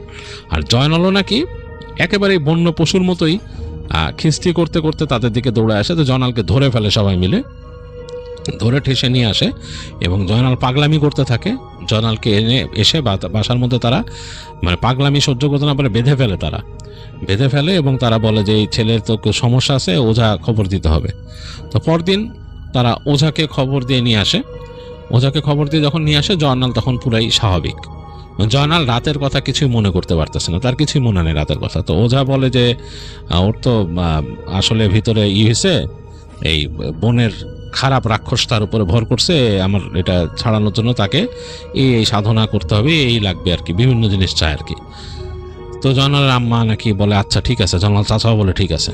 তো তাকে জয়নালকে নিয়ে যায়, তিনি নিয়ে ওইখানকার বনের ভিতরে নিয়ে যায় কি তার মতো চিকিৎসা করেন, রিচুয়াল করেন, কিন্তু তারপর নিয়ে আসেন, বলেন যে ঠিক আছে, ওর আর সমস্যা হবে না। কিন্তু দেখা যায় পরবর্তী এরকম কয়েকটা রাত পরে, প্রায় 10-15 দিন পর আবার রাতের বেলা জয়নাল বের হয়ে যায় এবং যে সে কোথায় কোথায় এরকম থাকে তাকে আর খুঁজে পায়নি, আর কেউ যায়ও নাই জয়নালের প্রতি। আর তখন আগ্রহ কমে গেছে মানুষের, মনে হচ্ছে যে ওর কিছু একটা হয়েছে, হয় সে আসর হয়েছে বা সে পাগল হয়েছে, কিছু একটা এরকম। তো কেউ আর তাকে খুঁজতে যায় না। আর মোটামুটি সবাই বুঝে যে সে হয়তো গেছে। মানুষ মনে করে যে এরকম হলে হয়তো সে গেলে হয়তো বাঘের হাতে মারা পড়বে বা কোনো সমস্যা হবে। জয়নালের মা নিজে খুব ছেলের জন্যই হয়ে যায়, সে বের হয়ে খুঁজতে থাকে, বাইরে দাঁড়ায় থাকে, কিন্তু কোনো উপায় নেই। জয়নাল আবার ফিরে আসে পরে এবং এসে সে বাসায় চুপচাপ ঘুমায় পড়ে তার মতো, এবং তার কোনো আর থাকে না, সে যে কি কোথায় গেছিল, অনেকটা স্লিপ ওয়াকিংয়ের মতো, তার কিছু মনে থাকে না। তো এরকম জয়নালের মাঝে মাঝেই হয়। তো তখন জয়নালের চাচা শুনে যে এরকম তাকে খুলনা শহরে নিয়ে গেলে সেখানে একজন আলেম আছে, তার কাছে নিয়ে ঝাড়লে যদি কিছু হয়। তো তিনি তাকে একসময় খুলনায় নিয়ে যায়, জয়নালকে নিয়ে যেয়ে সেই আলেমের ওখানে নিয়ে যান। তা আলেম নাকি জয়নালকে দেখেই বলে যে ওর উপর তো একটা খুব খারাপ জিনিস আসর করছে, জিন, এবং সম্ভবত তাকে বনে ধরছে, জঙ্গলে ধরছে। এবং ওইখানে বলছে যে এই বনে, সুন্দরবনে বিশেষ করে ওই এলাকায় রাতের বেলা একা থাকার কোনো নিয়ম নাই এবং কেউ থাকেও না ওই জায়গায়। কিন্তু আগে এমনকি যারা শিকারী ছিল তারাও রাতে থাকতো না একা, তাদেরও এই শিকারী বংশ পরম্পরা নিষেধ থাকতো, কারণ ওইখানে অনেক রকম এরকম জিন আছে, খুব ভয়ঙ্কর ভয়ঙ্কর জিন। তাদের মধ্যে কেউ একজন তাকে আসর করছে এবং এইটা এখন তাকে আমল দিতে পারি আমি, আমল দিলে সেই আমল করতে হবে, আর আমার মতো আমি চেষ্টা করবো তাকে ছাড়ানোর। যদি সে ছেড়ে যায় তাহলে তো হবে, কারণ এখন তো তার মধ্যে নাই। তো সেই আলেম নাকি তাকে রুকাইয়া করে, অনেক রুকাইয়া করে তিনি ডিরেক্টলি ওইভাবে পায় না, বাট একটা কমিউনিকেশন পায় যে ওই খারাপ জিনিসটা তাকে ছাড়তে চায় না। বলে তাকে নাকি সে বাঁচাইছে ওই দিন, সে বলতেছে যে খারাপ জিনিসটা তাকে বাঁচাইছিল, বাট সে তাকে ছাড়বে না, তাকে বিভিন্ন সময় সে আসবে তার কাছে। তালিম বিভিন্ন রকমের তাকে দিয়ে দেয়, চিকিৎসা দিয়ে দেয়, বলে এই করতে, এবং জয়নালকে বলে যে একটু ধর্মীয় নিয়ম কানুন মেনে চলতে, যদি না মেনে চলে তাহলে সে সমস্যায় পড়বে, এই সমস্যা তাকে ছাড়বে না। তো যাই হোক, এইভাবে জয়নাল ওখান থেকে চলে আসে এবং তাকে যেসব নিয়ম দেয় বা যেসব চিকিৎসা দেয় সেগুলো কিন্তু অনেকটাই জয়নাল আসলে ইগনোর করতে এবং সে মানত না, এবং একসময় তাদের বাসায় এগুলো ইউজ টু হয়ে যায়। তো এরকম গ্রামের মানুষই জয়নালকে দেখছে, যেটা প্রথমে বলছিলাম যে গ্রামের মানুষই দেখছে তাকে, যে এরকম মানে যাদের আলোর মধ্যে বনের মধ্যে বাঘের সামনাসামনি বসে আছে সে এটা দেখছে। তো জয়নাল নাকি এখনও এরকম হঠাৎ বের হয়, এবং অনেকেই সন্দেহ করে যে ওইটাই সেম বাঘটাই তার কাছে আসে, কোনো একটা ব্যাপার আছে। তো অনেকে আবার বলে, যারা ওখানে মানুষ তারা অনেকে বলে যে বাঘটা নাকি আসলে বাঘ না, ওইটা নাকি জিন দেও, অনেকে বলে। তো এই ঘটনাটা মাহমুদ শেয়ার করে রিশাদের কাছে, এবং রিশাদ পুরো শুনে এবং অনেক রাত পর্যন্ত এটা শুনে বেশ ভয় পায়, খুবই ভয় পায় রিশাদ। এবং রিশাদ তখন মাহমুদকে বলে যে আমাকে একটু জয়নালকে দিনের বেলা দেখাবা, আমি দেখবো। রিশাদ বলে ঠিক আছে। তো যাই হোক, রাতের বেলা তারা একসময় ঘুমায় পড়ে। সেই মাহমুদের রুমের মধ্যে বড় একটা সোফার মতো ছিল, সোফার মধ্যে ঘুমায় মাহমুদ, রিশাদকে বিছানায় ঘুমাইতে দেয়। তো রিশাদ যখন রাতে ঘুমায় আসে, রিশাদের কাছে বারবার মনে হইতেছিল, কেন মাহমুদের ঘরটা ছিল কিন্তু টিনের দেয়াল, মানে টিনের চারিপাশে বেড়া করা আর কি, টিন দিয়ে বানানো। বারবার তার কাছে মনে হচ্ছিল তার ঘরের আশেপাশে কিছু একটা হাঁটতেছে, মানে মনে হচ্ছে কিছু একটা চলতেছে। তো বেশ ভয় পায় রিশাদ, কিন্তু বেশ ভয় পায় রাতে। এবং সে মানে একেবারে ভোরের দিকে তার ঘুম আসে, ঘুম থেকে উঠে সে মাহমুদকে বলে যে আমার মনে হয়েছে যে ঘরের আশপাশ দিয়ে কিছু হাঁটতেছিল। তো মাহমুদ বলে যে হ্যাঁ ভাই, আমারও কিন্তু মনে হয়েছে যে আসলে ঘরের আশপাশ দিয়ে কালকে কিছু হাঁটছে। যাই হোক, দিনের বেলা ওই দিন আর আসলে ঠিকমতো রিশাদ তার কাজকর্ম করতে পারে না, অফিসে যেও ছুটি নেয়। সে বলে যে আজকে আসবো না, সে চলে আসে মাহমুদের সাথে দেখা করে বলে যে আমাকে নিয়ে চলো, ওই ছেলেকে আমি দেখবো, ওই জয়নালদের বাসায় যাব। তো জয়নালদের বাসায় যায় রিশাদ, যে জয়নালের মায়ের সাথে কথা বলে আগে মাহমুদ, পরে দেখা করাতে নিয়ে যায়। স্বাভাবিক দেখে যে একেবারেই স্বাভাবিক একটা মানুষ সেই জয়নাল, সে বসে ওই সময় মুড়ি আর কিছু খাচ্ছিল। তো দেখে আসে, একেবারে ভদ্রভাবে সালাম দিয়ে বসে। তো চেহারা মেলানোর চেষ্টা করে রিশাদ, রাতে একেই দেখছে কিনা। দেখে যে হ্যাঁ, অনেকটা তার কাছে মনে হয় যে এই সময়টা আসলে পরিবেশ অন্যরকম ছিল, চাঁদের আলোতে আর তার ওই সামান্য হেডল্যাম্পের আলোতে যতটুকু দেখছে, কিন্তু তখন বিভৎস টাইপের চেহারা ছিল, ভয়ঙ্কর টাইপের একটা, মানে উদ্ভ্রান্তের মতো একটা চেহারা। আর এখন মনে হচ্ছে একটা সাধারণ একটা ভদ্র মানুষ ছেলে, যেটা হবে এরকম আর কি। তো সে চেহারা মিলে সে পরে বলে মাহমুদকে যে হ্যাঁ, কিন্তু ওই যে প্রশ্ন করে মাহমুদ, তাকে প্রশ্ন করে যে এই জয়নাল, কালকে রাত্রে কি তুই এরকম গেছিলি? জয়নাল বলে না, মাথা নাড়ে শুধু, মানে সে যায় নাই। তো বলে স্বাভাবিক, সে আসলে মনে করতে পারে না, তার মনে থাকে না সে কি করছে ওই সময়টা, সে আসলে সেন্সের বাইরে যায়।